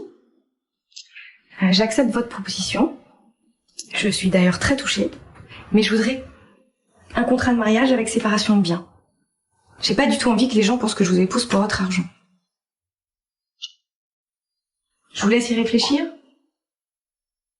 J'accepte qu'à cette condition.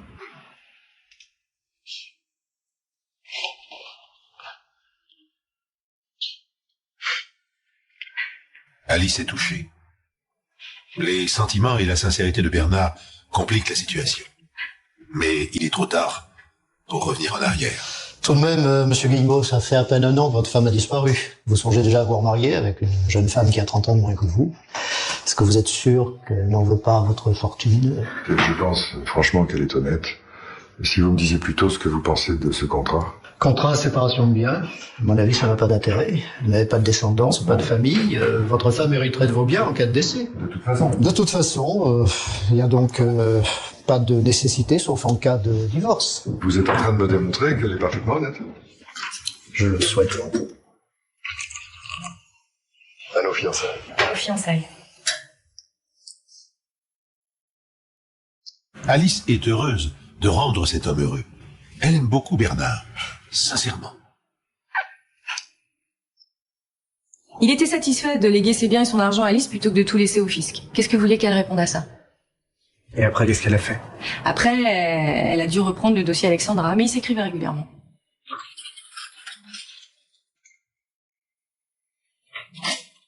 Bonjour Madame Lopez. Bonjour Aurélie. Oh, oui, ça va, vous revenez d'où cette fois-ci? Cuba. Mais je fais que passer, je repars une semaine en Afrique du Sud. Cuba, Afrique du Sud, ça fait rêver ça.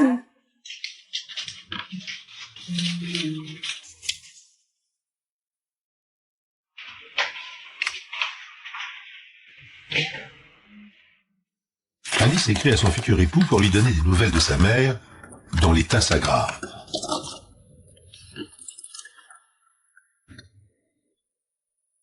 Il lui répond pour lui témoigner sa compassion et son amour, et insiste pour qu'elle accepte une aide financière de sa part.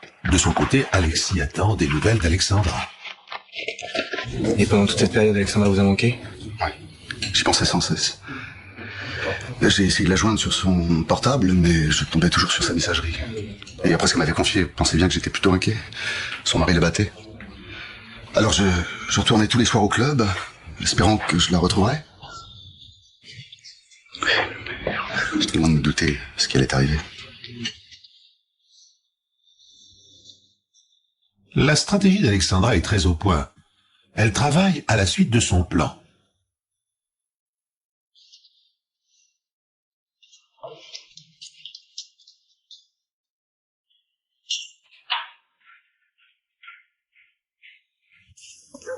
et elle se rend en consultation chez un médecin qui se trouve être dans le même immeuble que celui d'Alexis.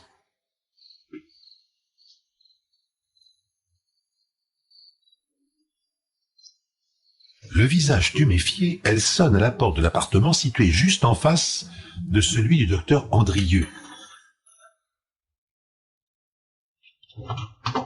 Oui? Oui, excusez-moi de vous déranger, monsieur. Est-ce que vous pouvez me dire si le docteur Andrieux est là, s'il vous plaît? Non, désolé, le docteur Andrieux est en vacances. Drôle de coïncidence quand même, non? Ouais, vous m'énervez. Attendez, je vous dis. Racontez-moi, j'ai besoin de savoir. Alors arrêtez vos commentaires à la con. Je suis désolé. Alexandra savait pertinemment qu'Alexis habitait le même étage qu'un médecin et que ce médecin était parti en vacances. C'était pas pour rien qu'Alexandra lui avait confié que son mari la battait. C'était pour lui permettre ce petit subterfuge. Puis pour qu'il s'inquiète pour elle. Alexandra, qu'est-ce qui vous arrive? Rien du tout. Alexandra, qui vous a fait ça? C'est votre mari? Alexis est stupéfait de voir Alexandra. Choqué par ses blessures, il lui propose de rester chez lui, mais elle refuse. Alexandra! Tenez-moi au courant, s'il vous plaît. J'ai vraiment cru à un signe du destin. Comment aurait-il pu connaître mon adresse? Non, j'avoue que j'ai eu affaire à plus fort que moi.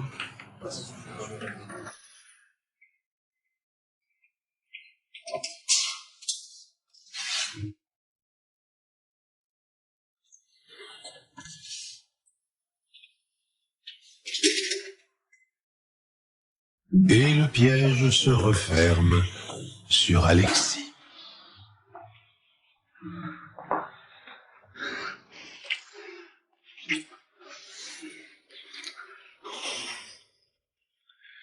Il héberge Alexandra pour quelques jours d'un bonheur parfait. T'as soif? Non. Un petit cocktail? Non, N'en ai pas. non. Un petit cocktail. Non.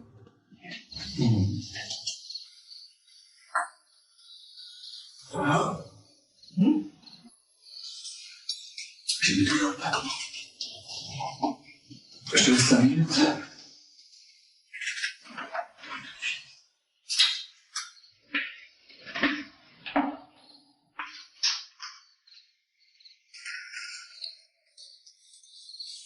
Pendant qu'Alexis s'absente pour acheter des cigarettes, Alexandra met un point final à son plan.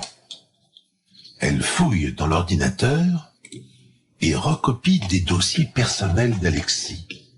Comptabilité, répertoire, numéro de compte, tout y passe. Ça a été l'un des meilleurs moments de ma vie.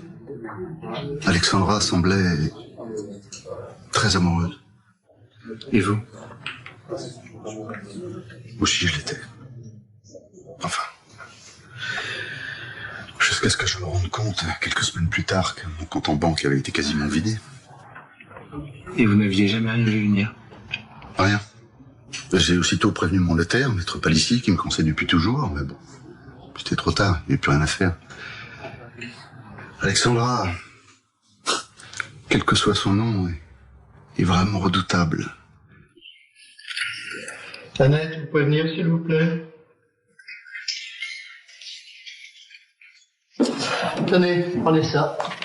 Alors, j'ai accepté de recevoir Alexis le Français en urgence. Et il semble avoir un gros problème. Mais un beau jour, la machine bien huilée s'enraye.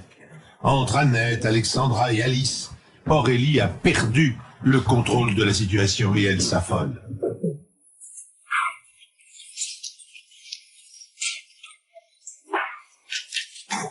Et tout se précipite quand Bernard Guillemot pénètre à son tour dans le bureau du notaire et reconnaît Alice. Alice? Aurélie s'enfuit et c'est la panique. Impossible de prendre l'escalier. Elle ouvre la première porte qui se présente devant elle. Alexis ne s'est rendu compte de rien.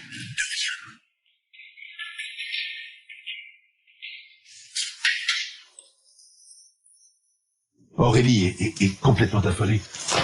Et puis, surtout, comment sortir de là sans être prise? Comment?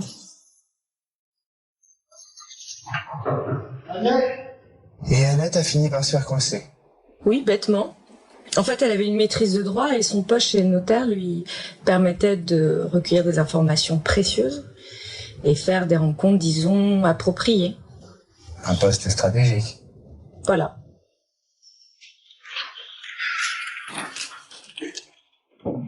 Les trois hommes comprennent qu'Annette Monnier s'est enfuie par un vasistas.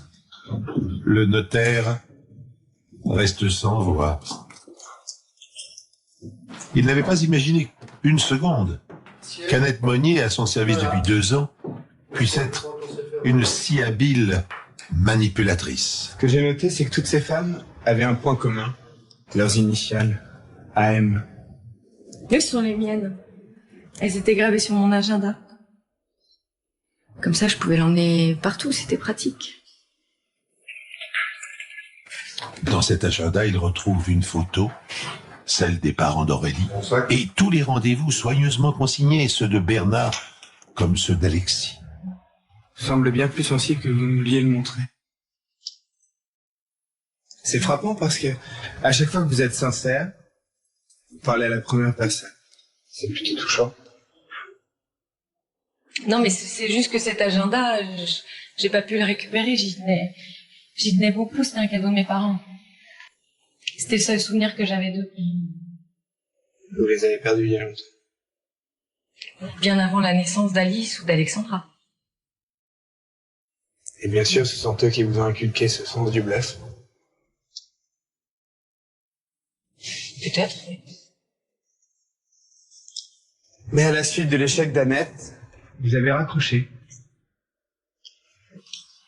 De qui vous parlez? Raccrocher quoi?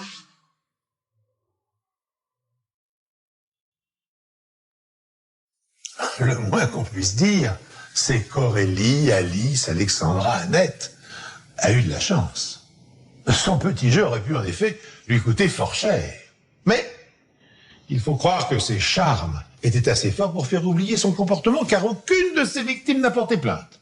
Bernard a repris le cours de sa vie en solitaire. Il n'a gardé en souvenir que les bons moments passés avec cette délicieuse jeune femme qui a malgré tout mis de la joie dans son quotidien. Quant à Alexis de Fronsac, c'est plus étonnant encore. Malgré l'insistance de son notaire, il a refusé lui aussi de porter plainte. Il a laissé celle qu'il avait de toute évidence aimée partir avec ce qu'elle lui avait volé. Aurélie a donc pu profiter en toute impunité du résultat de ses mensonges. Avec l'argent ainsi gagné, elle s'est offert un institut de beauté qui est rapidement devenu prospère. Et la police, qui est au courant de toute l'affaire, mais qui ne peut rien faire en l'absence de motif pour intervenir, se contente de l'avoir à l'œil. Pierre Bellemare, les histoires incroyables. Les histoires incroyables de Pierre Bellemare. Roberto et Pilar Moreno forment un couple heureux. Roberto est maçon, Pilar travaille dans une cantine. Ce sont des gens de conditions modestes qui vivent simplement dans la région de Tarragone en Espagne, où ils élèvent leurs 4 enfants. Lorsqu'un beau jour de l'été 1984, Roberto casse sa tirelire pour acheter une caravane d'occasion. C'est un rêve de gosse qu'il réalise. Et tout naturellement, c'est à Pilar, sa femme, qu'il pense en premier. Ne serait-il pas merveilleux pour fêter leurs 15 ans de mariage, de tout abandonner l'espace d'une semaine, famille, enfants, travail, et de prendre la route à l'aventure pour une seconde lune de miel? L'affaire est décidée, les voilà donc partis pour une balade romantique à travers la France qu'ils ne connaissent ni l'un ni l'autre. Mais bientôt le voyage des époux Moreno va virer au cauchemar. Il va exactement basculer dans une dimension qui défie la logique. Bueno, c'était la première fois qu'on quittait l'Espagne. Parce que d'habitude, on passait les vacances dans la famille de Pilar, près de Valladolid. Pero cette année-là, je vais acheter la caravane. Alors on a décidé de visiter la France. Hein? C'était 83. Oh, nel 84, Roberto, en 84. 84. Si, août 84. Agosto 84. Je ne devrais pas l'oublier cette date-là. Hein? Bon, qu'est-ce que je disais déjà? La caravane, hein? Ah, si. J'ai toujours voulu m'en acheter une. À l'époque, je travaillais avec mon frère Luis. Moi comme maçon, lui carreleur. Et c'est lui qui me l'a dégoté. Je me souviens, un jour, il est venu, il m'a dit, Roberto, ça y est, je te l'ai trouvé, ta caravane. Mais je te préviens, hein. Et il a fait la guerre. Et c'est vrai, il n'était pas tout neuf. Mais je l'ai repeinte en bleu, et après, c'était une merveille. Et j'ai même écrit à mort sur le côté. C'était le titre d'une chanson que Pilar adorait. Amor, amor, nacido de mí. Oh oui, c'était pour le 15 ans de mariage. Je n'avais jamais laissé mes enfants avant. Alors j'étais un peu inquiète, mais bon, Alicia et Marie, ils sont partis chez ma mère, et José Luis et Juanita, le petit dernier, près de Barcelone, chez ma sœur. Alors les 3 premiers jours, on a visité Paris. Puis là, on m'en parlait depuis des années, elle voulait voir la Tour Eiffel. Mais moi, c'était plutôt Pigalle qui m'intéressait. Roberto. Allez, ne sois pas timide. Va lui montrer ce que je t'avais acheté dans la boutique, là, près du Moulin Rouge, hein?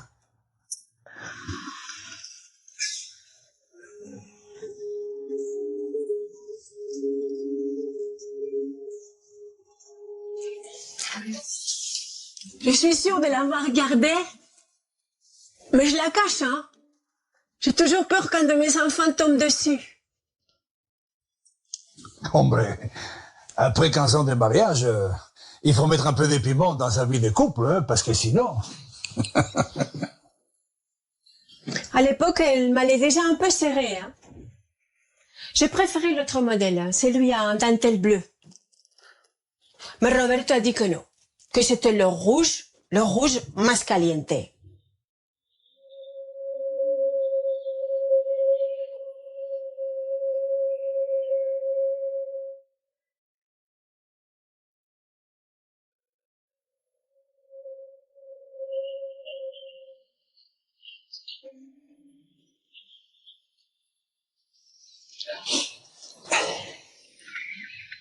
Bueno. Quand on a quitté Paris pour redescendre vers le sud, il devait être 9h, 9h30 du soir. Et au lieu de prendre directement l'autoroute, j'ai pris une petite départementale. Parce qu'il faut dire que j'avais déjà mon idée derrière la tête. Alors on s'est arrêté sur le bas-côté, et là, avec Pilar, on a s'arrêté. J'ai cru que j'allais décocher la caravane tellement j'étais amoureux ce soir-là. Après cet intermède passionné, nos 2 tourtereaux auraient dû s'endormir, ne reprendre la route que le lendemain matin, frais et dispo. Mais l'amour donne des ailes à Roberto. Il décide de braver la fatigue, de rejoindre l'autoroute, sans même prévenir sa femme, qui a sombré dans un profond sommeil. En fait, je me suis dit, puisque notre anniversaire des mariages tombe demain, tu vas faire une surprise à Pilar. Tu la laisses dormir, et elle, quand elle dort, hein. Et toi, tu prends la route. En fait, on n'avait rien décidé. On voulait redescendre vers le sud, mais on n'avait pas d'itinéraire précis, comme on dit. Alors, j'ai pris le volant. Je voulais que le lendemain, quand elle ouvrirait ses yeux, elle soit à Marseille, face à la mer. Alors, voilà, j'ai roulé. Mais au bout de 200 kilomètres, j'ai eu un coup de pompe, j'ai pris la première sortie, j'ai fait un petit somme. Mais il n'était pas question de passer la nuit là, non. Je tenais vraiment à lui faire la surprise. Alors j'ai mis le réveil à 2h du matin. Quand je me suis réveillée, j'avais aucune idée de l'heure ni de l'endroit où on se trouvait. La caravane était à l'arrêt, sur le bas-côté. Alors je suis descendue, j'ai vu Roberto qui était en train de dormir à l'avant. La nuit était belle, une belle nuit claire. Comme j'avais envie de faire pipi, je me suis éloignée un peu de la route. Je me rappelle, j'avais des pantoufles dorées à talons avec de la récille devant, c'était très joli. Alors j'étais en train de faire pipi derrière un arbre, quand j'entends le réveil sonner. Là, j'ai pas compris. Mais il faut dire que j'étais un peu endormie. Hein. D'un coup, ça fait tilt. J'ai commencé à crier « Roberto, Roberto !» Je me suis mise à courir vers la voiture, en train de crier « Mais Roberto, que estoy aquí, Roberto, espera! Attends-moi, je suis là !» Mais Roberto n'avait pas entendu. Quand j'étais en train de courir, j'ai trébuché sur une racine, j'ai perdu ma pantoufle, et j'arrêtais pas de hurler, j'avais beau hurler, crier, nada. Je me suis retrouvée toute seule, en pleine nature, dans un pays étranger, sans argent, sans papier. Et avec ça, sur le dos.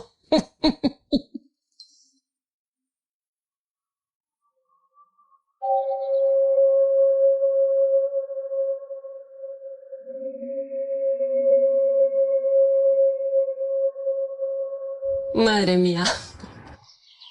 Claro, la petite sieste m'avait fait du bien. Je me sentais requinqué, comme on dit.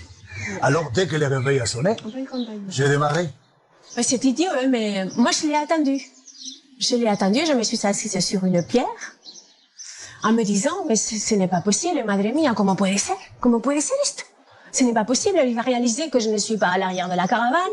Je sais pas, moi, que la caravane devient beaucoup plus légère, il va réaliser. Mais, à un moment donné, j'ai entendu des bruits derrière moi, des bruits bizarres, hein, comme des bêtes qui grognent. Alors là, ça n'a pas traîné. Il me racontait qu'il avait entendu des loups. Vous vous rendez compte? Des loups sur le bord de la route, à 300 km de Paris. Non mais, pourquoi pas des ours des Pyrénées? Non, je crois que vraiment, elle était terrorisée.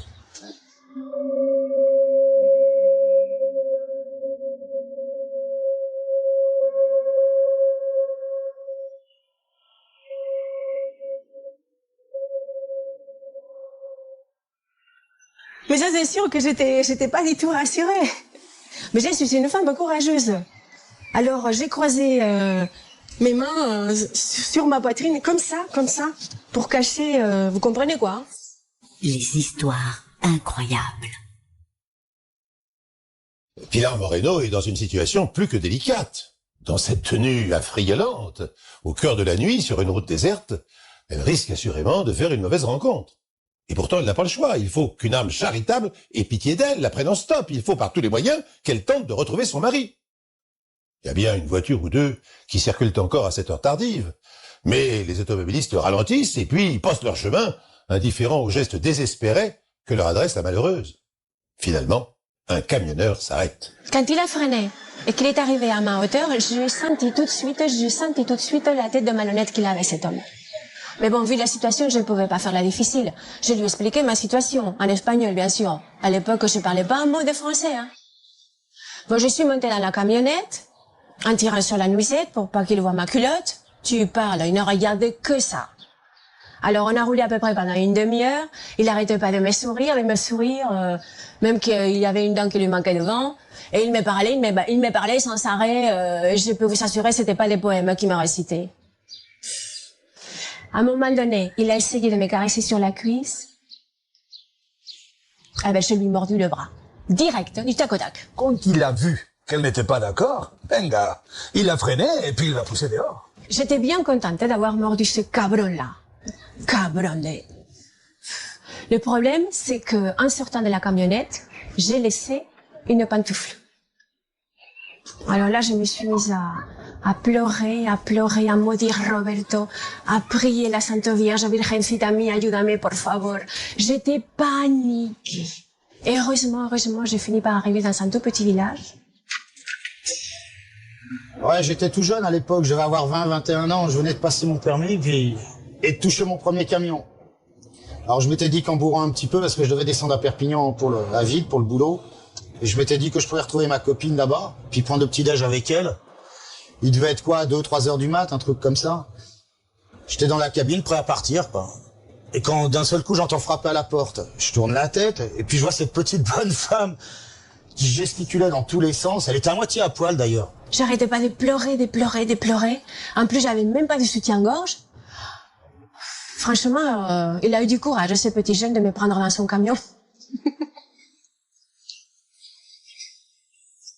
Je me demandais bien ce qu'elle foutait là à une heure pareille. Je comprenais rien du tout à son charabia. Ben, il se trouve que j'ai une grand-mère espagnole, alors ça m'a un petit peu aidé. J'ai pigé qu'elle voulait aller dans le sud.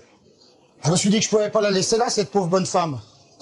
Or, comme j'ai un grand cœur, j'ai décidé de l'emmener.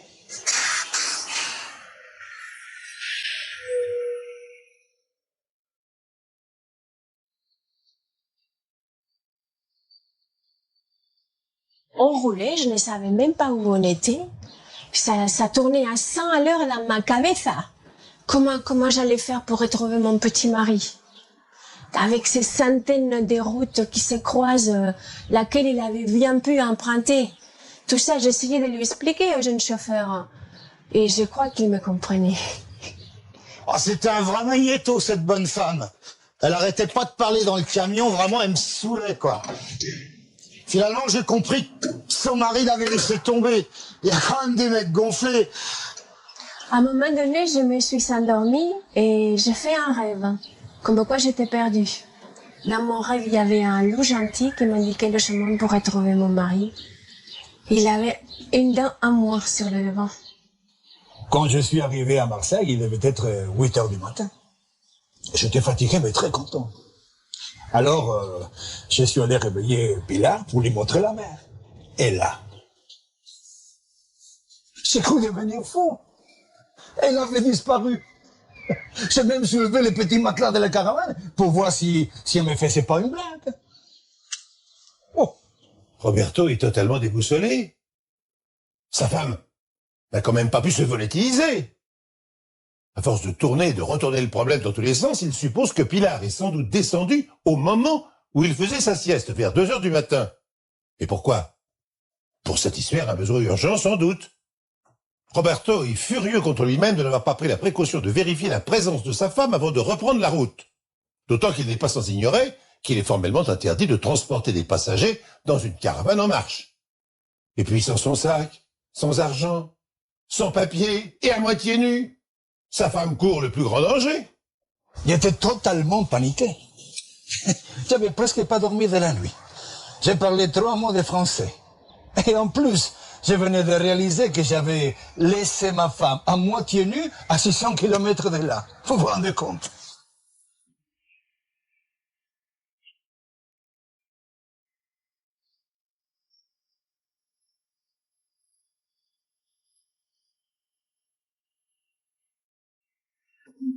Je me demandais sans cesse comment est-ce que j'allais la retrouver. J'aurais dû prévenir la police, hein. Mais je n'avais pas de temps à perdre. Je pensais que le mieux, c'était de reprendre la route en sens inverse et avec un peu de chance. Et s'il m'était arrivé quelque chose, hein, je ne me laisserai jamais pardonner. Jamais. Quand je me suis réveillée, le jour s'était levé. On était sur l'autoroute. Et je me suis retrouvée avec une chemise sur mes épaules. Le petit jeune m'avait couvert avec une chemise à lui. Je me suis dit, c'est sûrement lui le gentilou de mon rêve. C'est sûrement lui. Ça faisait 2 heures que j'avais quitté Marseille et j'ai tombé de sommeil. Alors je me suis arrêté pour faire le plein et prendre un café.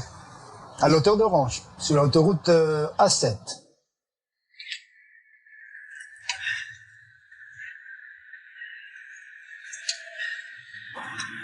J'ai tout de suite remarqué la caravane, parce qu'il y avait écrit à mort sur le côté. Et que ça me rappelait une chanson que j'écoutais pendant mes vacances à Barcelone, l'été d'avant. Bref, le type est descendu de sa bagnole et il m'a demandé le plein.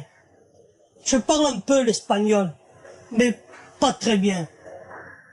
Enfin, j'ai quand même compris qu'il cherchait sa femme. Elle s'était fait la malle pendant la nuit. Elle s'était carapatée sans son passeport. Une hystérique à tous les coups. Il avait l'air d'avoir les boules, hein. Franchement, il y a de quoi.